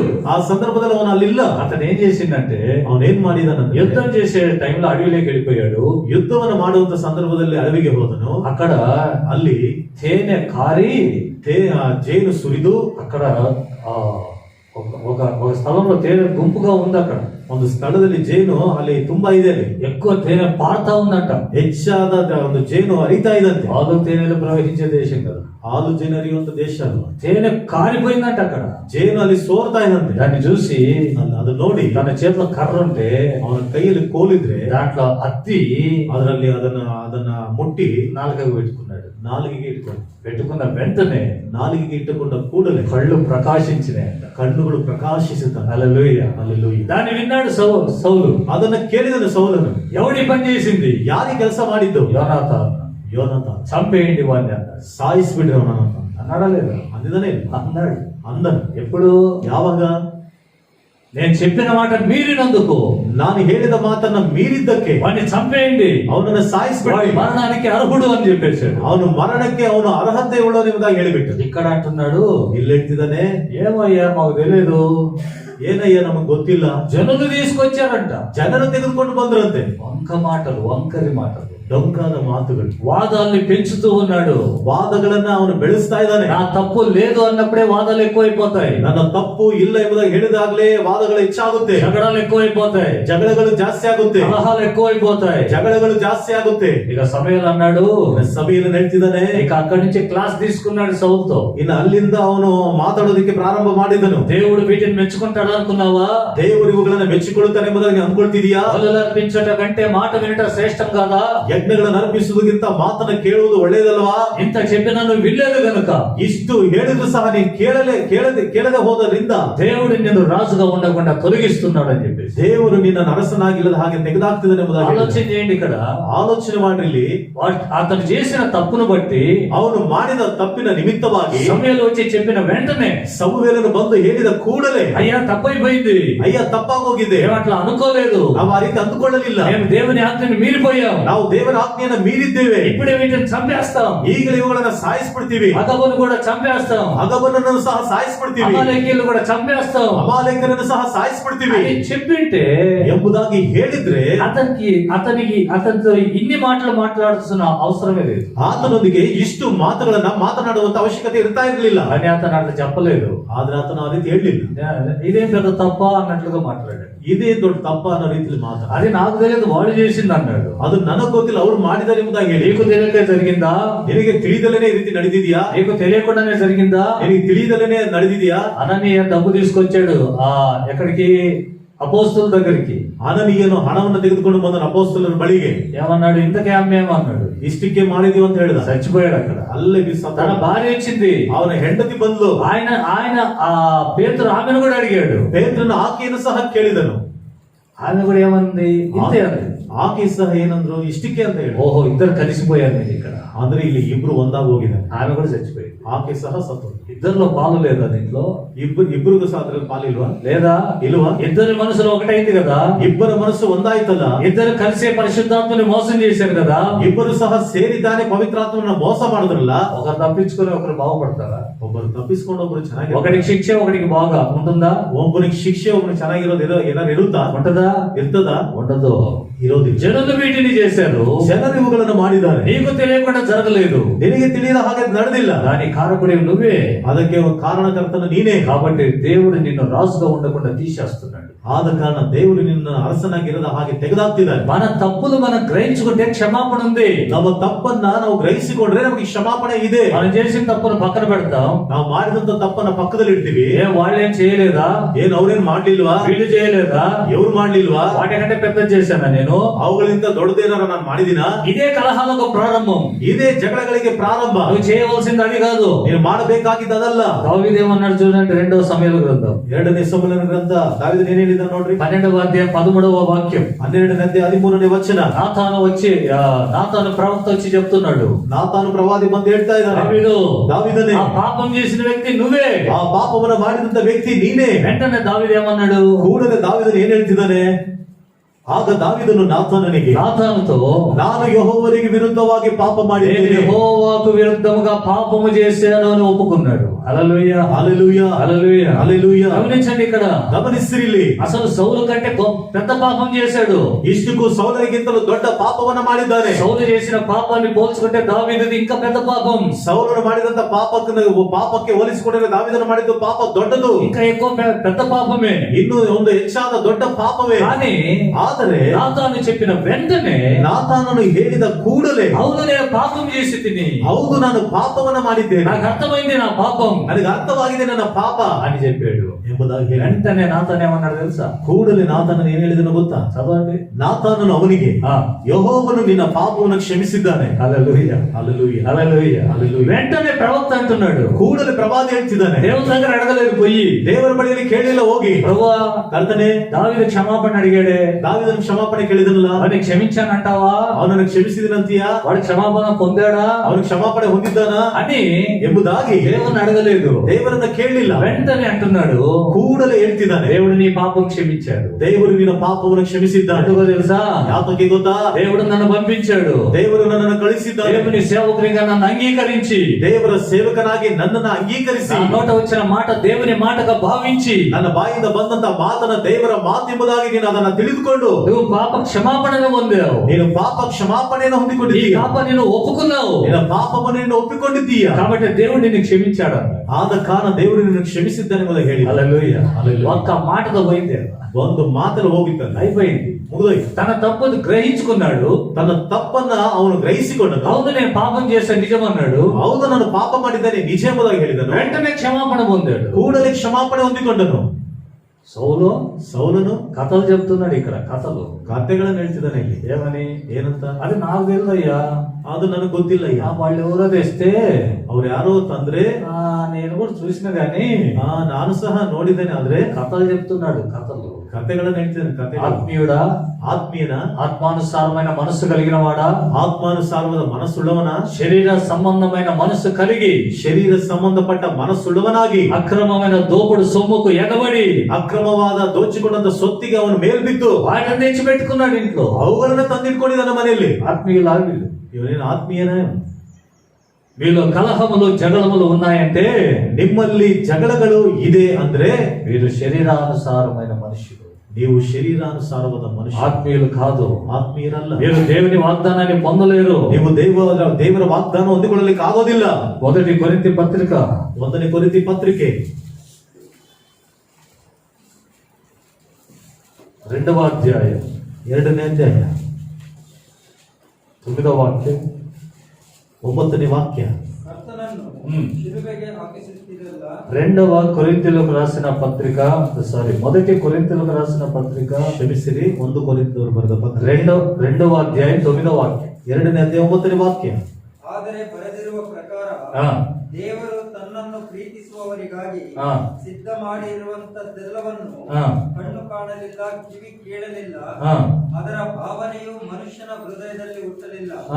ನಮಗಾದರೂ ದೇವರು ತನ್ನ ಆತ್ಮನ ಮೂಲಕ ಅದನ್ನು ಪ್ರಕಟಿಸಿದನು. ఆమేన్, హల్లెలూయా, హల్లెలూయా. దేవుని ఆత్మ మూలకముగా అది మనకు ప్రకటించెను. ದೇವರ ಆತ್ಮನ ಮೂಲಕ ಅದನ್ನ ನಮಗೆ ಪ್ರಕಟಿಸಿದನು. 12వ వచనం చదవండి. 12ನೇ ವಾಕ್ಯವನ್ನು ಓದ್ರಿ. ನಾವು ಪ್ರಾಪಂಚಿಕ ಆತ್ಮವನ್ನು ಹೊಂದದೆ ದೇವರು ನಮಗೆ ದಯಪಾಲಿಸಿರುವ ಕೃಪಾವರಗಳನ್ನು ತಿಳುಕೊಳ್ಳುವುದಕ್ಕಾಗಿ ఆ. ದೇವರಿಂದ ಬಂದ ಆತ್ಮವನ್ನೇ ಹೊಂದಿದೆವು. దేవుని వలన మనకు దయచేయబడిన వాటిని తెలుసుకొనుటకై ದೇವರಿಂದ ನಮಗೆ ಇದು ಅನುಗ್ರಹಿಸಲ್ಪಟ್ಟಂತ ದೇವರ ಆತ್ಮನ ಮೂಲಕ ನಾವು ತಿಳಿದುಕೊಳ್ಳುವ వాటిని తెలుసుకొనుటకై ಅವುಗಳನ್ನು ತಿಳಿದುಕೊಳ್ಳುವುದಕ್ಕಾಗಿ మనము దేవుని ఆత్మను పొంది ఉన్నాము. ನಾವು ದೇವರ ಆತ್ಮವನ್ನೇ ಹೊಂದಿದ್ದೇವೆ. దేవుని ఆత్మ చేత నడిపించబడుతున్నాం. ದೇವರ ಆತ್ಮನ ಮೂಲಕ ನಡೆಸಲ್ಪಡುತ್ತಾ ಇದ್ದೇವೆ. దేవుడు మన కోసమే సిద్ధపరిచినవి పొందాలంటే, ದೇವರು ನಮಗೋಸ್ಕರವಾಗಿ ಸಿದ್ಧ ಮಾಡಿದ್ದನ್ನು ಹೊಂದಿಕೊಳ್ಳಬೇಕಂದ್ರೆ దేవుని ఆత్మ చేత మనం నడిపించబడాలి. ದೇವರ ಆತ್ಮನ ಮೂಲಕ ನಾವು ನಡೆಸಲ್ಪಡಬೇಕು. దేవుని ఆత్మను మనం పొంది ఉండాలి. ದೇವರ ಆತ್ಮವನ್ನು ನಾವು ಹೊಂದಿರಬೇಕು. ಸೌಲನು పోగొట్టుకున్నాడు ఆ సంగతి. ಆ ಸಂಗತಿಯನ್ನು ಕಳೆದುಕೊಂಡನು. ఆ విషయాన్ని పోగొట్టుకున్నాడు. ಆ ವಿಷಯವನ್ನು ಕಳೆದುಕೊಂಡನು. మంచి ఈవులను పోగొట్టుకున్నాడు. ಒಳ್ಳೆಯ ಆಶೀರ್ವಾದಗಳನ್ನು ಕಳೆದುಕೊಂಡನು. పైనుంచి వచ్చే ఈవులు పోగొట్టుకున్నాడు. ಮೇಲಿಂದ ಬರುವಂತ ಆಶೀರ್ವಾದಗಳನ್ನು ಕಳೆದುಕೊಂಡನು. శ్రేష్టమైన వాటిని పోగొట్టుకున్నాడు. ಶ್ರೇಷ್ಠವಾದವುಗಳನ್ನು ಕಳೆದುಕೊಂಡನು. ఎట్లా?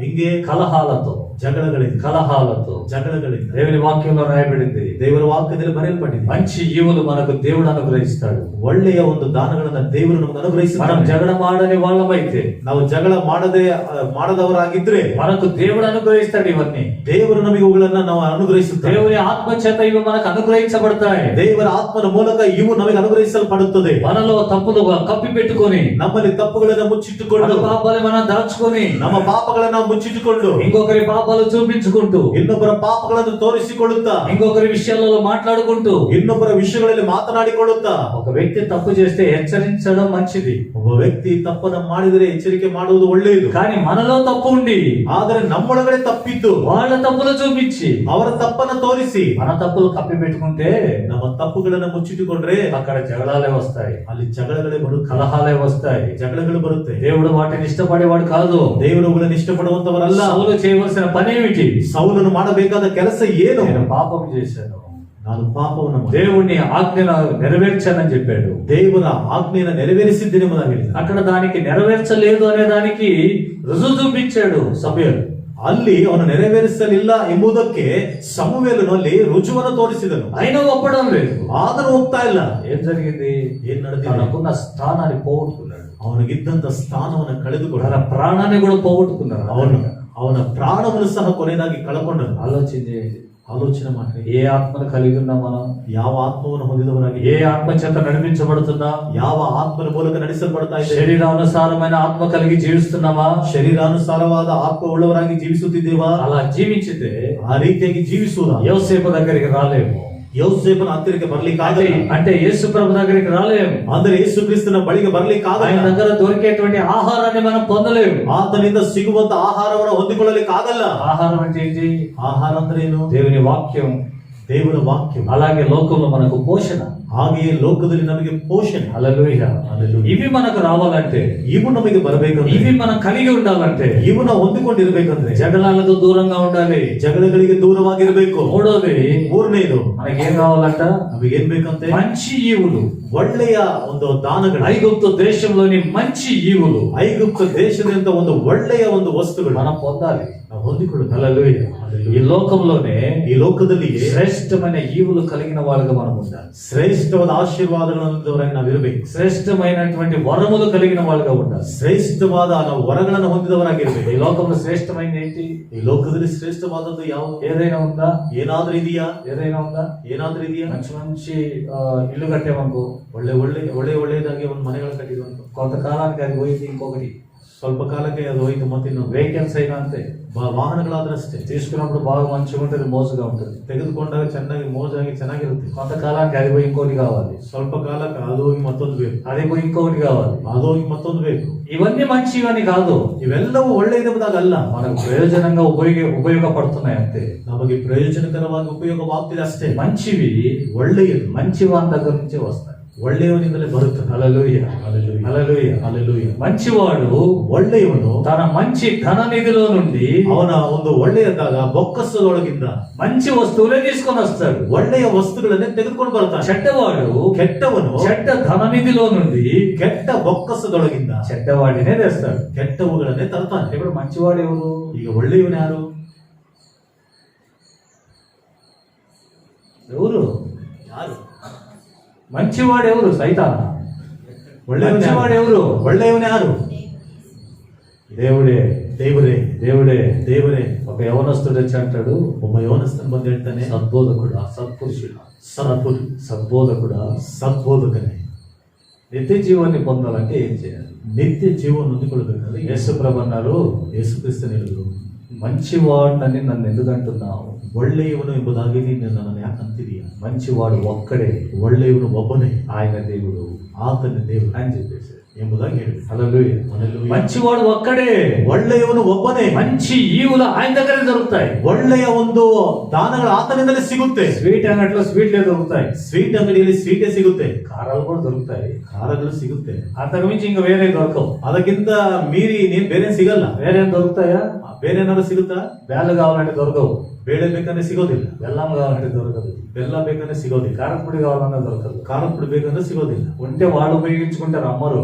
ಇದ್ರೆ ಅವ್ರು ಉಪಯೋಗಿಸ್ಕೊಳ್ತಾರೆ, ಮಾರೋದಿಲ್ಲ. హల్లెలూయా. హల్లెలూయా. ఏ అంగడి పోతే అయ్యే దొరుకుతాయి. ಯಾವ ಅಂಗಡಿಗೆ ಹೋಗ್ತೀವೋ ಅದೇ ಸಿಗುತ್ತೆ. ఇనుము అంగడి పోయి కేక్ కావాలంటే దొరకదు, ಕಬ್ಬಿಣದ ಅಂಗಡಿಗೆ ಹೋಗಿ ನನಗೆ ಕೇಕ್ ಬೇಕಂದ್ರೆ ಸಿಗೋದಿಲ್ಲ. దొరుకుతాయా? ಸಿಗುತ್ತಾ? ఎవరి అంగట్లో దొరికే వస్తువులు వాళ్ళ దగ్గరనే దొరుకుతాయి. ಯಾರ ಅಂಗಡಿಯಲ್ಲಿ ಏನೇನು ವಸ್ತುಗಳು ಸಿಗುತ್ತೋ ಆ ವಸ್ತುಗಳು ಅಲ್ಲೇ ಸಿಗುತ್ತೆ. హల్లెలూయా, హల్లెలూయా. Hallelujah, hallelujah. హల్లెలూయా. హల్లెలూయా. మంచి వాని దగ్గర మంచి ఈవులే ఉంటాయి. ಒಳ್ಳೆಯವನ ಬಳಿಯಲ್ಲಿ ಒಳ್ಳೆಯ ಒಂದು ಆಶೀರ್ವಾದಗಳಿರುತ್ತೆ. మంచివాడు దేవుడే, ಒಳ್ಳೆಯವನು ದೇವರೇ. ఆయన దగ్గర నుండి వచ్చే ప్రతి ఈవులు, ಆತನ ಬಳಿಯಿಂದ ಬರುವಂತ ಪ್ರತಿ ಒಂದು అవి ಆಶೀರ್ವಾದಗಳು మంచివి, శ్రేష్టమైనవి. ಅದು ಒಳ್ಳೆಯದು, ಅದು ಶ್ರೇಷ್ಠವಾದದ್ದು. అవి మనం పొందాలంటే ಅವುಗಳನ್ನ ನಾವು ಹೊಂದಿಕೊಳ್ಳಬೇಕಂದ್ರೆ కలహ స్వభావం ఉండకూడదు. ಜಗಳ ಮಾಡುವಂತ ಸ್ವಭಾವ ಇರಬಾರದು. హల్లెలూయా. హల్లెలూయా. అభిషేకం పొందిన వ్యక్తి, ಅಭಿಷೇಕ ಹೊಂದಿದಂತ ವ್ಯಕ್ತಿ, అభిషక్తుడైన దైవజనుడు, ಅಭಿಷಿಕ್ತನಾದ ದೇವರ ಸೇವಕನು, కలహాలు కలిగిన మనసు కలిగిన వ్యక్తి తలపైన చేయబెట్టి ಜಗಳಗಳುಳ್ಳಂತ ವ್ಯಕ್ತಿಯ ಮೇಲೆ ಕೈಯನ್ನಿಟ್ಟು అభిషేకం పొందు అంటే రాదు, ಅಭಿಷೇಕ ಹೊಂದಿಕೋ ಎಂಬುದಾಗಿ ಹೇಳಿದ್ರೆ ಬರೋದಿಲ್ಲ. రాదు. ಬರೋದಿಲ್ಲ. హల్లెలూయా. కొంతమంది పెడతారు అభిషేక కూటాలు. ಕೆಲವೊಬ್ರು ಇಡ್ತಾ ಇರ್ತಾರೆ ಅಭಿಷೇಕದ ಕೂಟಗಳು. ఆ కూట పెట్టకున్నా అభిషేకం పొందే యోగ్యత నీకుంటే నీవు వస్తుంది. ಆ ಕೂಟ ಇಡದೆ ಹೋದ್ರು ಅಭಿಷೇಕ ಹೊಂದುವಂತ ಯೋಗ್ಯತೆ ನಿನ್ನಲ್ಲಿದ್ರೆ ಅಭಿಷೇಕ ಬರುತ್ತೆ. హల్లెలూయా. హల్లెలూయా. నువ్వు చేసేది అన్ని చేసి అభిషేక కూటంలో పాల్గొంటే రాదు అభిషేకం. ನೀನು ಮಾಡುವಂತ ಕಾರ್ಯಕ್ರಮಗಳೆಲ್ಲ ಮಾಡಿಕೊಂಡು ಅಭಿಷೇಕದ ಕೂಟದಲ್ಲಿ ಪಾಲ್ಗೊಂಡ್ರೆ ನಿನ್ನ ಮೇಲೆ ಅಭಿಷೇಕ వాక్య ಬರುತ್ತಿಲ್ಲ. ప్రకారంగా నీ జీవితాన్ని సరి చేసుకోవాలి. ವಾಕ್ಯದ ಪ್ರಕಾರವಾಗಿ ನಿನ್ನ ಜೀವಿತವನ್ನ ಸರಿ ಮಾಡಿಕೊಳ್ಳಬೇಕು. హల్లెలూయా. హల్లెలూయా. యోసేపు అంటున్నాడు, ಯೋಸೇಫನು ಹೇಳ್ತಿದ್ದಾನೆ, మీకు వాగ్దానాలు ఇవ్వబడ్డాయి, ನಿಮಗೆ ವಾಗ್ದಾನಗಳು ಕೊಡಲ್ಪಟ್ಟಿದೆ. ఐగుప్తు దేశంలో మంచి శ్రేష్టమైన వస్తువులు మీకు అనుగ్రహించబడతాయి. ಐಗುಪ್ತ ದೇಶದಲ್ಲಿ ಒಂದು ಉತ್ತಮವಾದ ವಸ್ತುಗಳು ನಿಮಗೆ ಅನುಗ್ರಹಿಸಲ್ಪಡುತ್ತದೆ. ఐగుప్తు దేశంలోని ఆహారం మీరు భుజిస్తారు. ಐಗುಪ್ತ ದೇಶದ ಆಹಾರವನ್ನ ನೀವು ತಿನ್ನುತ್ತೀರಾ. ఏ కొరతలు మీకు ఉండవు. ಯಾವ ಕೊರತೆಗಳು ನಿಮಗೆ ಇರೋದಿಲ್ಲ. నా సన్నిధిలో మీరు పోషించబడతారు. ನನ್ನ ಸನ್ನಿಧಿಯಲ್ಲಿ ನೀವು ಪೋಷಿಸಲ್ಪಡ್ತೀರಾ. ఇవి మీకు జరగాలంటే ಇವು ನಿಮಗೆ మీ ನೆರವೇರಿಸಲ್ಪಡಬೇಕು. యాత్రా జీవితంలో కలహాలు ఉండకుండా వెళ్ళండి. ನಿಮ್ಮ ಯಾತ್ರೆಯ ಜೀವಿತದಲ್ಲಿ ಜಗಳಗಳಿಲ್ಲದ ಹಾಗೆ ಹೋಗ್ರಿ. ఒకరిపైన ఒకరు సణుకోవడం ఉండకూడదు. ಒಬ್ಬರ ಮೇಲೆ ಒಬ್ಬರು ಗುಣಗುಟ್ಟುವಿಕೆ ಇರಬಾರದು. క్షమాపణ హృదయం కలిగి ఉండండి. ಕ್ಷಮಾಪಣೆ ಹೃದಯ ಉಳ್ಳವರಾಗಿರ್ರಿ. మంచి మనస్సాక్షి కలిగి ఉండండి. ಒಳ್ಳೆಯ ಮನಸ್ಸಾಕ್ಷಿ ಉಳ್ಳವರಾಗಿರ್ರಿ. దేవుని శ్రేష్టమైన ఈవులు మీలో నివసించాలంటే, ದೇವರ ಶ್ರೇಷ್ಠವಾದ ಒಂದು ಆಶೀರ್ವಾದ ನಿಮ್ಮಲ್ಲಿ ವಾಸಿಸಬೇಕಂದ್ರೆ దానికి తగిన మందిరంగా నీ జీవితం మార్చబడాలి. ಅದಕ್ಕೆ ತಕ್ಕ ಆಲಯವಾಗಿ ನಿಮ್ಮ ಜೀವಿತವು ಮಾರ್ಪಡಬೇಕು. హల్లెలూయా. హల్లెలూయా. హల్లెలూయా. హల్లెలూయా. దేవుని వాక్యం చదివితే ದೇವರ ವಾಕ್ಯದಲ್ಲಿ ಓದಿದರೆ దేవుడు చెప్పినట్లుగానే ದೇವರು ಹೇಳಿದ ಪ್ರಕಾರವಾಗಿ మోషే ప్రత్యక్షపు గుడారాన్ని తయారు చేశాడు. ಮೋಶೆಯು ದೇವ ದರ್ಶನದ ಗುಡಾರವನ್ನು ಅವನು ಸಿದ್ಧ ಮಾಡಿದನು. దేవుని మహిమ గుడారం పైది. ದೇವರ ಮಹಿಮೆ ಗುಡಾರದ ಮೇಲೆ ಇಳಿದು. హల్లెలూయా. హల్లెలూయా. హల్లెలూయా. హల్లెలూయా. హల్లెలూయా. హల్లెలూయా. దేవుడు చెప్పినట్లుగానే ದೇವರು ಹೇಳಿದ ಪ್ರಕಾರವಾಗಿ సొలొమోను మందిరాన్ని కట్టాడు. ಸೊಲೊಮೋನನ ಆಲಯವನ್ನು ಕಟ್ಟಿದನು. దేవుని మహిమ మందిరంపై దిగింది. ದೇವರ ಮಹಿಮೆ ಆಲಯದ ಮೇಲೆ ಇಳಿದು ಬಂತು. దేవుని వాక్య ప్రకారంగా ದೇವರ ವಾಕ್ಯದ ಪ್ರಕಾರವಾಗಿ ఈ జీవితాన్ని సరి చేసుకో. ನಿನ್ನ ಜೀವಿತವನ್ನ ಸರಿಪಡಿಸಿಕೋ. దేవుని మహిమ నీలో దిగుతుంది. ದೇವರ ಮಹಿಮೆ ನಿನ್ನ ಒಳಗಡೆ ಇಳಿದು ಬರುತ್ತದೆ. హల్లెలూయా. హల్లెలూయా. హల్లెలూయా. హల్లెలూయా. కలహపడకుడి. ಜಗಳ ಮಾಡಿಕೊಳ್ಳಬೇಡ್ರಿ. కలహ స్వభావం మీ నుండి తీసివేయండి. ಜಗಳದ ಸ್ವಭಾವನ ನಿಮ್ಮಿಂದ ತೆಗೆದು ಹಾಕಿರಿ. కలహానికి దూరంగా ఉంటే ಜಗಳಕ್ಕೆ ನಾವು ದೂರವಾಗಿದ್ರೆ అది మనకు ఘనత. ಅದು ನಮಗೆ ಘನತೆ. సామెతల గ్రంథం 20వ అధ్యాయం 4:20 ಅಧ್ಯಾಯ 3వ వాక్యం. 3ನೇ ವಾಕ್ಯ చదవండి ఆ మాట. ಹೋದ್ರೆ ಮಾತು. ವ್ಯಾಜ್ಯಕ್ಕೆ ದೂರನು ಮಾನಕ್ಕೆ ಯೋಗ್ಯನು. సార్ తెలుగులో ತೆಲುಗಿನಲ್ಲಿ కలహమునకు దూరముగా ఉండుట, ಜಗಳಕ್ಕೆ ದೂರವಾಗಿ ಇರುವುದು నరులకు ఘనత. ಮನುಷ್ಯರಿಗೆ ಘನತೆ. హల్లెలూయా. హల్లెలూయా. నువ్వు జగడానికి దూరంగా ఉండు. ನೀನು ಜಗಳಕ್ಕೆ ದೂರವಾಗಿರು. ఆ స్వభావం నీలో నుండి తీసేయి. ಆ ಸ್ವಭಾವನ ನಿನ್ನಿಂದ ತೆಗೆದು ಹಾಕು. ఘనత నీ వెంటే ఉంటుంది. ఘనತೆ ನಿನ್ನ ಹಿಂದೆ ಇರುತ್ತದೆ. హల్లెలూయా, ಹಲ್ಲೆಲೂಯಾ, హల్లెలూయా. హల్లెలూయా. నన్ను గణపరచలేదే అని మొఖాలు ముడుచుకోవద్దు. ನನ್ನನ್ನು ಘನಪಡಿಸಲಿಲ್ಲ ಎಂಬುದಾಗಿ ಮುಖವನ್ನು ತಿರುಗಿಸ್ಕೊಳ್ಬೇಡ. నన్ను గణపరచలేదే అని కలహాలు పెంచుకోవద్దు. ನನ್ನನ್ನು ಘನಪಡಿಸಲಿಲ್ಲ ಎಂಬುದಾಗಿ ಜಗಳಗಳನ್ನ ಬೆಳೆಸ್ಕೋಬೇಡ. నన్ను గణపరచలేదే అని నువ్వు దూరంగా వెళ్ళిపోవద్దు. ನನ್ನನ್ನು ಘನಪಡಿಸಲಿಲ್ವಲ್ಲ ಅಂತ ನೀನು ದೂರ ಹೋಗ್ಬೇಡ. కలహానికి దూరంగా ఉండు. ಜಗಳಕ್ಕೆ ದೂರವಾಗಿರು. అప్పుడు నువ్వు యేసు ప్రభువుకు సమీపస్తుడిగా ఉంటావు. ಆಗ ಯೇಸು ಕ್ರಿಸ್ತನಿಗೆ ಹತ್ತಿರವಾಗಿರ್ತಿ. అదే నీకు ఘనత.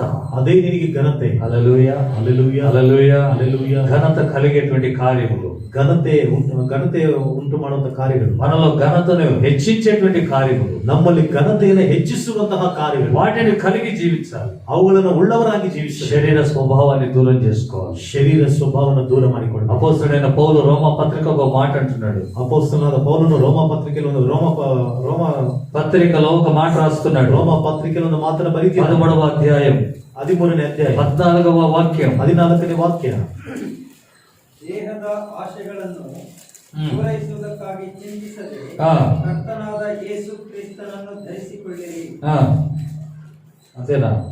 ప్రభు అయిన యేసు క్రీస్తును ధరించుకుని వారై, ಕರ್ತನಾದ ಯೇಸು ಕ್ರಿಸ್ತನನ್ನು ಧರಿಸಿಕೊಂಡವರಾಗಿ శరీరేచ్ఛలను నెరవేర్చుకొనుటకు, ಶರೀರದ ಇಚ್ಛೆಗಳನ್ನು ನೆರವೇರಿಸಿಕೊಳ್ಳುವುದಕ್ಕೆ, శరీరము విషయమై ఆలోచన చేసుకొనకుడి. ಶರೀರದ ವಿಷಯವಾದ ಆಲೋಚನೆಯನ್ನು ಮಾಡಿಕೊಳ್ಳಬೇಕು. శరీర విషయమైన ఆలోచన విడిచిపెట్టండి. ಶರೀರದ ವಿಷಯವಾದ ಆಲೋಚನೆಗಳನ್ನು ಬಿಟ್ಟು ಬಿಡ್ರಿ. ఆత్మానుసారంగా నడుచుకోండి. ಆತ್ಮಾನುಸಾರವಾಗಿ ನಡೆದುಕೊಳ್ಳಿ. శరీర విషయమైన ఆలోచన కలిగిన సౌలు ఏమైపోయాడు? ಶರೀರದ ವಿಷಯವಾದ ಆಲೋಚನೆ ಉಳ್ಳಂತ ಸೌಲನು ಏನಾಗಿ ಹೋದ? సింహాసనం పోగొట్టుకున్నాడు. సింహాಸನ ಕಳೆದುಕೊಂಡನು. ఇంట్లో ఒకేసారి వాళ్ళిద్దరు, తండ్రి కుమారులు ఇద్దరు చనిపోయారు. ಮನೆಯಲ್ಲಿ ಒಂದೇ ಸಾರಿ ತಂದೆ ಮಗ ಒಂದೇ ಸಾರಿ ಸತ್ತೋದ್ರು. కారణం ఏంటి? ಕಾರಣವೇ శరీర సంబంధమైన ఆలోచన. ಶರೀರ ಸಂಬಂಧಪಟ್ಟ ಆಲೋಚನೆ. మనం ఆత్మ సంబంధమైన ఆలోచన కలిగిన వాళ్ళు. ನಾವು ಆತ್ಮ ಸಂಬಂಧವಾದ ಆಲೋಚನೆ ಉಳ್ಳವರು, ఆత్మీకులుగా ఉండటకై పిలువబడ్డ వాళ్ళు, ಆತ್ಮೀಯರಾಗಿ ಇರ್ಲಿಕ್ಕಾಗಿ ಕರೆಯಲ್ಪಟ್ಟವರು, మనం ప్రత్యేకించబడ్డవాళ్ళు. ನಾವು ಪ್ರತ್ಯೇಕಿಸಲ್ಪಟ್ಟವರು. సమాధానం మనకు ఉండాలి. ನಮಗಿರಬೇಕು. సహనం ఉండాలి. ತಾಳ್ಮೆ ಇರಬೇಕು. క్షమాపణ స్వభావం ఉండాలి. ಕ್ಷಮಾಪಣೆ ಸ್ವಭಾವ ಇರಬೇಕು. కలహాలకు మనం దూరంగా ఉండాలి. ಜಗಳಗಳಿಗೆ ನಾವು ದೂರವಾಗಿ. హల్లెలూయా, హల్లెలూయా, హల్లెలూయా, హల్లెలూయా. సంఘములోనే కాదు, ಸಭೆಯಲ್ಲಿ ಮಾತ್ರವೇ ಅಲ್ಲ, ఇంట్లో కూడా, ಮನೆಯಲ್ಲಿ ಸಹ, ఇంట్లో కూడా, ಮನೆಯಲ್ಲಿ మీ అక్కపక్కల వాళ్ళతో కూడా. ನಿಮ್ಮ ಅಕ್ಕಪಕ್ಕದವರಿಗೂ ಸಹ కొంతమంది ఉంటారు ಸ್ವಲ್ಪ దేవుని విషయంలో మేము కరెక్ట్ గా ఉన్నామని పక్కల దగ్గర కరెక్ట్ ఉండరు. ದೇವರ ವಿಷಯದಲ್ಲಿ ನಾವು ಸರಿಯಾಗಿದ್ದೇವೆ ಎಂಬುದಾಗಿ ಪಕ್ಕದವರ ವಿಷಯದಲ್ಲಿ ಸರಿಯಾಗಿರೋದಿಲ್ಲ. అది మంచిది కాదు. ಅದು ಒಳ್ಳೆಯದಲ್ಲ. అందరితో సమాధానంగా ఉండటకు ప్రయాసపడండి. ಎಲ್ಲರೊಂದಿಗೆ ಸಮಾಧಾನವಾಗಿರ್ಲಿಕ್ಕಾಗಿ ನೀವು ಪ್ರಯತ್ನ ಮಾಡಿ. అందరితో సమాధానం, ಎಲ್ಲರೊಂದಿಗೆ ಸಮಾಧಾನವಾಗಿ. హల్లెలూయా, హల్లెలూయా. మన ఆత్మ సంబంధమైన వ్యక్తులు, ನಾವು ಆತ್ಮ ಸಂಬಂಧವಾದ ವ್ಯಕ್ತಿಗಳು, మన కోసమై ఉంచబడినటువంటి శ్రేష్టమైన ఈవులు, ನಮಗೋಸ್ಕರವಾಗಿ ಇಟ್ಟಂತ ಶ್ರೇಷ್ಠವಾದ ಆಶೀರ್ವಾದ, వాటిపైన దృష్టి కలిగి ಅವುಗಳ ಮೇಲೆ ದೃಷ್ಟಿ ಉಳ್ಳವರಾಗಿ ఈ లోకంలో వచ్చే నిందలు అవమానాలు వాటిని విడిచిపెట్టి ಈ ಲೋಕದಿಂದ ಬರುವಂತಹ ನಿಂದೆ ಅವಮಾನಗಳನ್ನು ನಾವು ಬಿಟ್ಟು ఆ శ్రేష్టమైన ఈవులు పొందుటకై, ಆ ಶ್ರೇಷ್ಠವಾದ ಆಶೀರ್ವಾದವನ್ನು ಹೊಂದಲಿಕ್ಕಾಗಿ యోసేపు స్థానంలో ఉన్న యేసు ప్రభు, ಯೋಸೇಫನ ಸ್ಥಾನದಲ್ಲಿದ್ದಂತ ಯೇಸು ಕ್ರಿಸ್ತ ఆయనను కలుసుకోవడానికి మనం ముందుకు పరిగెత్తుదాం. ಆತನನ್ನ ಸೇರಿಕೊಳ್ಳಲಿಕ್ಕಾಗಿ ನಾವು ಮುಂದಾಗಿ ಓಡೋಣ. దేవుడు తన మాటలు దీవించుకుంటాడు. ದೇವರು ತನ್ನ ಮಾತುಗಳನ್ನು ಆಶೀರ್ವದಿಸಿ. ఆమేన్, ಆಮೆನ್. హల్లెలూయా. హల్లెలూయా. లేచి నిలబడదాం అందరం. ಎದ್ದು ನಿಂತುಕೊಳ್ಳಿ. స్తోత్రం, స్తోత్రం, స్తోత్రం. ఒకసారి మనల్ని మనం పరిశీలన చేసుకుందాం. ಒಂದು ಸಾರಿ ನಮ್ಮನ್ನು ನಾವು ಪರಿಶೀಲನೆ ಮಾಡಿ. జగడములు చిన్న విషయాలే, ಜಗಳಗಳು ಚಿಕ್ಕ ವಿಷಯವೇ. అప్పుడప్పుడు వచ్చి పోతుంటాయని అనుకుంటున్నాం. ಆಗಾಗ ಬಂದು ಹೋಗುತ್ತದೆ ಎಂಬುದನ್ನು ಅಂದುಕೊಳ್ತೀವಿ. కలహాలు చిన్న విషయాలని అనుకుంటున్నాం. ಜಗಳಗಳು ಚಿಕ್ಕ ವಿಷಯ ಎಂಬುದನ್ನು ಅಂದುಕೊಳ್ತೀವಿ. కానీ దేవుని వాక్యంలో రాయబడింది, ಆದರೆ ದೇವರ ವಾಕ್ಯದಲ್ಲಿ ಬರೆಯಲ್ಪಟ್ಟಿದೆ, కలహాలు మీలో ఉండటం వలన ಜಗಳಗಳು ನಿಮ್ಮಲ್ಲಿ ಇರುವುದರ ಮೂಲಕ దేవుడు చేసిన వాగ్దానాలకు మీరు దూరం అయిపోతున్నారు. ದೇವರು ಮಾಡಿದಂತ ವಾಗ್ದಾನಗಳಿಗೆ ನೀವು ದೂರವಾಗಿ ಹೋಗ್ತಿದ್ದೀರಾ. ఒకరినొకరు ಒಬ್ಬರನ್ನೊಬ್ಬರು హెచ్చరించుకుంటూ, ಎಚ್ಚರಿಸಿಕೊಳ್ಳುತ್ತಾ, ఒకరినొకరు ఘనపరచుకుంటూ, ಒಬ್ಬರಿನೊಬ್ಬರು ಘನಪಡಿಸಿಕೊಳ್ಳುತ್ತಾ, ఒకరినొకరు ప్రేమించుకుంటూ, ಒಬ್ಬರಿನೊಬ್ಬರು ಪ್ರೀತಿಸಿಕೊಳ್ಳುತ್ತಾ, ఒకరినొకరు సహించుకుంటూ, ಒಬ್ಬರಿಗೊಬ್ಬರು ನೀವು ಸಹಿಸಿಕೊಳ್ಳುತ್ತಾ, ఒకరినొకరు క్షమించుకుంటూ, ಒಬ್ಬರಿಗೊಬ್ಬರು ನೀವು ಕ್ಷಮಿಸಿಕೊಳ್ಳುತ್ತಾ, యేసు ప్రభు మనకు నేర్పించిన ప్రకారం, ಯೇಸು ಕ್ರಿಸ್ತನು ನಮಗೆ ಕಲಿಸಿಕೊಟ್ಟ ಪ್ರಕಾರ, యేసు ప్రభు మనకు మాదిరి చూపించిన ప్రకారం, ಯೇಸು ಕ್ರಿಸ್ತನು ನಮಗೆ ಮಾದರಿ ತೋರಿಸಿದ ಪ್ರಕಾರ మన ముందుకు సాగాలని ప్రభు మనతో మాట్లాడుతున్నారు. ನಾವು ನಾವು ಮುಂದಕ್ಕೆ ಸಾಗಬೇಕೆಂಬುದಾಗಿ ಕರ್ತನೆ ಹೇಳ್ತಾರೆ. మనల్ని హెచ్చరిస్తున్నాడు ప్రభు. ನಮ್ಮನ್ನು ಕರ್ತನೆ ಎಚ್ಚರಿಸುತ್ತಿದ್ದಾನೆ. ఈ మాటలు వింటున్న ప్రియ సహోదరి సహోదరుడా, ಈ ಮಾತುಗಳನ್ನು ಕೇಳುತ್ತಿರುವ ನನ್ನ ಪ್ರೀತಿಯ ಸಹೋದರ ಸಹೋದರಿಯರೇ, జగడ కలహములు మంచివి కావు, ಜಗಳಗಳು ಒಳ್ಳೆಯದಲ್ಲ. కలహాలు మంచివి కావు, ಜಗಳಗಳು ಒಳ್ಳೆಯದಲ್ಲ. కలహాలు మంచిది కాదు. ಜಗಳಗಳು ಒಳ್ಳೆಯದಲ್ಲ. మూర్ఖుడైతే కలహాలు రేపుతూ ఉంటాడు. ಮೂರ್ಖನಾದ್ರೆ ಜಗಳಗಳನ್ನು ಎಬ್ಬಿಸುತ್ತಾ ಇರ್ತಾನೆ. మూర్ఖుడు కలహాలను ఎక్కువ చేస్తుంటాడు. ಮೂರ್ಖನು ಜಗಳಗಳನ್ನ ಜಾಸ್ತಿ ಮಾಡ್ತಿರ್ತಾನೆ. శరీర స్వభావం కలిగిన వాడు, ಶರೀರ ಸ್ವಭಾವ ಉಳ್ಳವನು కలహాలను ఎక్కువ చేస్తాడు, ಜಗಳಗಳನ್ನ ಜಾಸ್ತಿ ಮಾಡ್ತಿರ್ತಾನೆ. శరీర భావం కలిగిన వాడు, ಶರೀರ ಸ್ವಭಾವ ಉಳ್ಳವನು ఆత్మానుసారంగా నడవని వాడు, ಆತ್ಮಾನುಸಾರವಾಗಿ ನಡೆಯದೇ ಇದ್ದವರು, ఆత్మ సంబంధంగా ఆలోచించని వాడు, ಆತ್ಮ ಸಂಬಂಧವಾಗಿ ಆಲೋಚನೆ ಮಾಡದೇ ಇದ್ದವರು కలహాలను ఎక్కువ చేస్తాడు. ಜಗಳಗಳನ್ನ ಹೆಚ್ಚು ಮಾಡ್ತಾರೆ. యోసేపు అంటున్నాడు, ಯೋಸೇಫನು ಹೇಳ್ತಿದ್ದಾರೆ, ఈ దేశంలో ಈ ದೇಶದಲ್ಲಿ మీరు నివసించుటకు, ನೀವು ವಾಸ ಮಾಡುವುದಕ್ಕೆ, ఈ దేశంలో నా దగ్గర ఉండుటకు, ಈ ದೇಶದಲ್ಲಿ ನನ್ನ ಹತ್ತಿರ ಇರುವುದಕ್ಕೆ, ఈ దేశంలో ಈ ದೇಶದಲ್ಲಿ ఉన్న ఆహారాన్ని మీరు భుజించుటకు, ಇರುವಂತಹ ಆಹಾರವನ್ನು ತಿನ್ನುವುದಕ್ಕೆ, ఈ దేశంలో ಈ ದೇಶದಲ್ಲಿ ఉన్న శ్రేష్టమైన ఈవులు అనుభవించుటకు, ಇರುವಂತಹ ಶ್ರೇಷ್ಠವಾದ ಆಶೀರ್ವಾದಗಳನ್ನು ಅನುಭವಿಸುವುದಕ್ಕೆ మీరు పిలువబడ్డారు. ನೀವು ಕರೆಯಲ್ಪಟ್ಟಿದ್ದೀರಾ. కనుక మార్గములో ಆದ ಕಾರಣ ಮಾರ್ಗದಲ್ಲಿ కలహపడకుడి. ಜಗಳ ಮಾಡಬೇಡಿರಿ. మీ యాత్రా దినములు, ಈ ಯಾತ್ರೆಯ ದಿನಗಳು, మీ ఆత్మీయ జీవితం ನಿಮ್ಮ ಆತ್ಮೀಕ ಜೀವಿತವು కలహముతో నింపబడినదై ఉండకూడదు. ಜಗಳದಿಂದ ತುಂಬಿಸಲ್ಪಟ್ಟದ್ದಾಗಿರಬಾರದು. సమాధానముగా ఉండాలి. ಸಮಾಧಾನವಾಗಿ, సమాధాన సంబంధమైన వ్యక్తులుగా జీవించాలి. ಸಮಾಧಾನ ಸಂಬಂಧಪಟ್ಟ ವ್ಯಕ್ತಿಗಳಾಗಿ ಜೀವಿಸಬೇಕು. ప్రభు మనతో మాట్లాడుతున్నాడు. ಕರ್ತನು ನಮ್ಮೊಂದಿಗೆ ಮಾತನಾಡ್ತಿದ್ದಾನೆ. శరీర విషయంలో మనం ఆలోచన చేయకూడదు. ಶರೀರದ ವಿಷಯದಲ್ಲಿ ನಾವು ಆಲೋಚನೆ ಮಾಡಿಕೊಳ್ಳಬಾರದು. ఆత్మానుసారంగా నడుచుకోవడానికి ప్రయత్నించాలి. ಆತ್ಮಾನುಸಾರವಾಗಿ ನಡೆದುಕೊಳ್ಳುವುದಕ್ಕೆ ಪ್ರಯತ್ನಿಸಬೇಕು. అప్పుడే ఈ లోకంలోని శ్రేష్టమైన ఈవులు మనం అనుభవించగలం. ಆಗಲೇ ಈ ಲೋಕದಲ್ಲಿ ಶ್ರೇಷ್ಠವಾದ ದಾನಗಳನ್ನ ನಾವು ಅನುಭವಿಸುವುದಕ್ಕಾಗುತ್ತೆ. శ్రేష్టమైన ప్రతి వరములు, ಶ್ರೇಷ್ಠವಾದ ಪ್ರತಿಯೊಂದು ವರಗಳು దేవుని యొద్ద నుండే వస్తున్నాయి. ದೇವರ ಬಳಿಯಿಂದಲೇ ಬರುತ್ತದೆ. వాటిని అనుభవించుటకై ಅವುಗಳನ್ನು ಅನುಭವಿಸುವುದಕ್ಕಾಗಿ సమాధానకరమైన జీవితాన్ని జీవించాలి. ಸಮಾಧಾನಕರವಾದ ಜೀವಿತವನ್ನ ಜೀವಿಸಬೇಕು. క్షమాపణ హృదయాన్ని కలిగి ఉండాలి. ಕ್ಷಮಾಪಣೆ ಹೃದಯವುಳ್ಳವರಾಗಿ ನಾವಿರಬೇಕು. యేసు క్రీస్తు లోకంలో జీవించిన దినాల్లో, ಯೇಸು ಕ್ರಿಸ್ತನ ಈ ಲೋಕದಲ್ಲಿ ಜೀವಿಸಿದಂತ ದಿನಗಳಲ್ಲಿ ఆయనను పట్టుకొని సిలువకేశారు.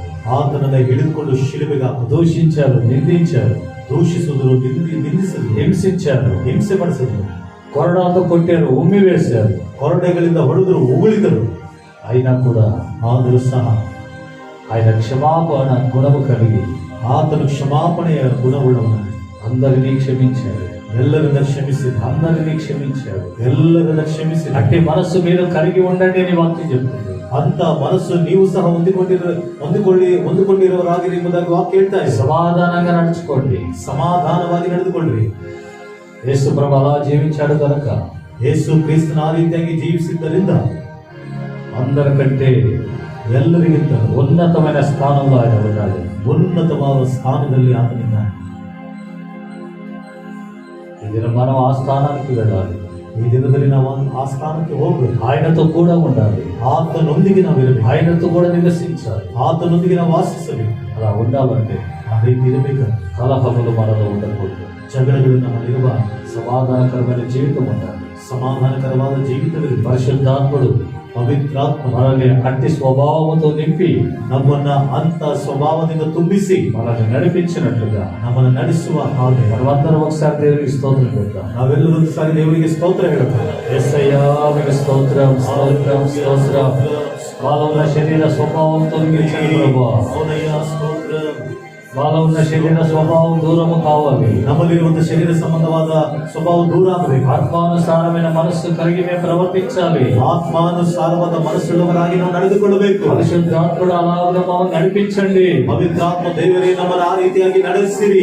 నూతనమైన తీర్మానం చేసుకుందాం. ಒಂದು ಹೊಸದಾದ ತೀರ್ಮಾನ ಮಾಡಿಕೊಳ್ಳೋಣ. శ్రేష్టమైన ఈవులు నీలో నివసించాలంటే, ಶ್ರೇಷ್ಠವಾದ ಆಶೀರ್ವಾದಗಳು ನಿನ್ನಲ್ಲಿ ವಾಸಿಸಬೇಕಂದ್ರೆ నీలో కలహాలు ఉండకూడదు. ನಿಮ್ಮಲ್ಲಿ ಜಗಳಗಳು ಇರಬಾರದು.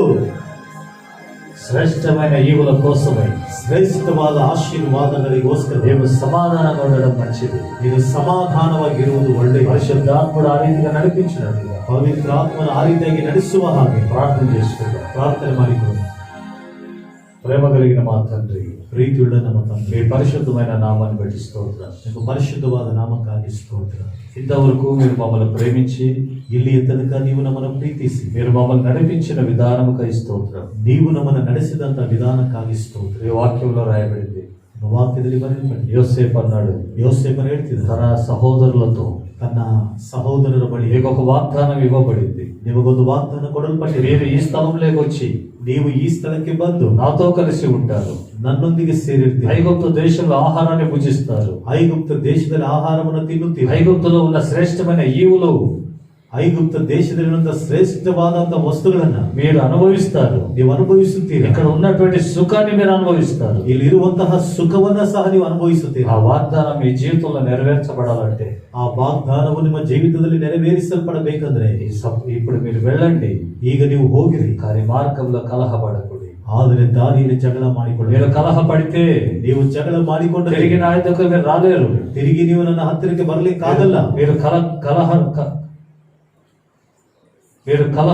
కలహాలు కలిగి ఉంటే, ನೀವು ಜಗಳಗಳು ಉಳ್ಳವರಾಗಿ ಇದ್ದರೆ ఐగుప్తు దేశంలోని ఆహారాన్ని మీరు భుజించలేరు. ಐಗುಪ್ತ ದೇಶದಲ್ಲಿರುವಂತಹ ಆಹಾರವನ್ನು ನೀವು ತಿನ್ನಲಿಕ್ಕೆ ಆಗೋದಿಲ್ಲ. మీరు కలహాలు ఉంటే, ನಿಮ್ಮಲ್ಲಿ ಜಗಳಗಳು ಇದ್ದರೆ మీరు క్షేమాన్ని చూడలేరు. ನೀವು ಕ್ಷೇಮವನ್ನು ನೋಡೋದಕ್ಕಾಗಲ್ಲ. కాబట్టి కలహపడకుడి. ಆದ ಕಾರಣ ಜಗಳ ಮಾಡಿಕೊಳ್ಳಬೇಡಿ. వెళ్ళి సమాధానంగా రండి ಸಮಾಧಾನವಾಗಿ ಹೋಗಿ ಸಮಾಧಾನದಿಂದ ಬನ್ನಿರಿ అని యోసేపు ప్రకటించాడు. ಎಂಬುದಾಗಿ ಯೋಸೇಫನು ಪ್ರಕಟಿಸಿ, ఈ దిన మా జీవితంలో కూడా ಈ ದಿನದಲ್ಲಿ ನಮ್ಮ ಜೀವಿತದಲ್ಲಿಯೂ ಸಹ అలాంటి సమాధానకరమైన జీవితం కలిగి ఉండాలని ಅಂತ ಸಮಾಧಾನಕರವಾದ ಜೀವಿತ ಉಳ್ಳವರಾಗಿ ನಾವು ಇರಬೇಕೆಂದು మీరు మమ్మల్ని హెచ్చరించారు ప్రభు. ನೀವು ನಮ್ಮನ್ನು ಎಚ್ಚರಿಸಿದ್ದೀರ ಕರ್ತನೇ. ఇకనైనా జగడాలకు దూరంగా ఉండుటకు సహాయం చేయండి. ಇನ್ನು ಮೇಲಾದರೂ ಜಗಳಗಳಿಗೆ ನಾವು ದೂರವಾಗಿರಲಿಕ್ಕೆ ಸಹಾಯ. కలహాలు లేని జీవితం ఆత్మీకమైన జీవితముగా జీవించుటకు సహాయం చేయండి. ಜಗಳಗಳು ಇಲ್ಲದ ಅಂತ ಜೀವಿತವುಳ್ಳವರಾಗಿ ಆತ್ಮಿಕವಾದ ಜೀವಿತವುಳ್ಳವರಾಗಿ ಜೀವಿಸಲಿಕ್ಕೆ ಸಹಾಯ ಮಾಡಿ. యోసేపు వలె మేము జీవించుటకు సహాయం చేయండి ప్రభు. ಯೋಸೇಫನ ಹಾಗೆ ನಾವು ಜೀವಿಸುವುದಕ್ಕೆ ಸಹಾಯ ಮಾಡಿರಿ. మీ స్వభావమును ధరించి, ನಿಮ್ಮ ಸ್ವಭಾವವನ್ನು ಧರಿಸಿಕೊಂಡು మీ వలె మీ మనస్సు కలిగి ನಿಮ್ಮ ಮನಸ್ಸು ಉಳ್ಳವರಾಗಿ మేము జీవించుటకు సహాయం చేయండి. ನಾವು ಜೀವಿಸುವುದಕ್ಕೆ ಸಹಾಯ ಮಾಡಿ. కలహాలకు దూరముగా ఉండుట, ಜಗಳಗಳಿಗೆ ದೂರವಾಗಿ ಇರುವುದು అది నరులకు ఘనతని ప్రకటించారు. ಅದು ಮನುಷ್ಯರಿಗೆ ಘನತೆ ಎಂಬುದಾಗಿ ನೀವು ಪ್ರಕಟಿಸಿ. అలాగ మేము జీవించుటకు సహాయం చేయండి. ಆ ರೀತಿಯಾಗಿ ನಾವು ಜೀವಿಸುವುದಕ್ಕೆ ಸಹಾಯ ಮಾಡಿ. ప్రతి వారిలో ఒక్క మనసు దయచేయండి. ಪ್ರತಿ ಒಬ್ಬೊಬ್ಬರಲ್ಲಿ ಒಂದೇ ಮನಸ್ಸನ್ನು ప్రతి కుటుంబాలలో ఒక్క మనసు దయచేయండి. ಪ್ರತಿ ಕುಟುಂಬದಲ್ಲಿ ಒಂದೇ ಮನಸ್ಸನ್ನು ದಯಪಾಲಿಸಿ. ప్రతి కుటుంబాలలో ఐక్యత దయచేయండి. ಪ್ರತಿ ಕುಟುಂಬದಲ್ಲಿ ಐಕ್ಯತೆ ದಯಪಾಲಿಸಿ. వెళ్ళే ప్రతి స్థలంలో కూడా ఐక్యతను కాపాడుకోవడానికి సహాయం చేయండి. ಹೋಗುವಂತ ಪ್ರತಿಯೊಂದು ಸ್ಥಳದಲ್ಲಿ ಐಕ್ಯತೆಯನ್ನು ಕಾಪಾಡಿಕೊಳ್ಳುವುದಕ್ಕೆ ಸಹಾಯ మీ ಮಾಡಿ. ఆశీర్వాదాన్ని పొందగలిగిన వ్యక్తులుగా ನಿಮ್ಮ ಆಶೀರ್ವಾದವನ್ನು ಹೊಂದತಕ್ಕಂತ ವ್ಯಕ್ತಿಗಳಾಗಿ ప్రతి స్థలములలో ಪ್ರತಿ ಸ್ಥಳಗಳಲ್ಲಿ మేము జీవించుటకు సహాయం చేయండి. ನಾವು ಜೀವಿಸುವುದಕ್ಕೆ ಸಹಾಯ ಮಾಡಿ. అలాగే మమ్మల్ని అందరినీ సిద్ధపరచండి. ಆ ರೀತಿಯಾಗಿ ನಾವೆಲ್ಲರನ್ನು ಸಿದ್ಧಪಡಿಸಿರಿ.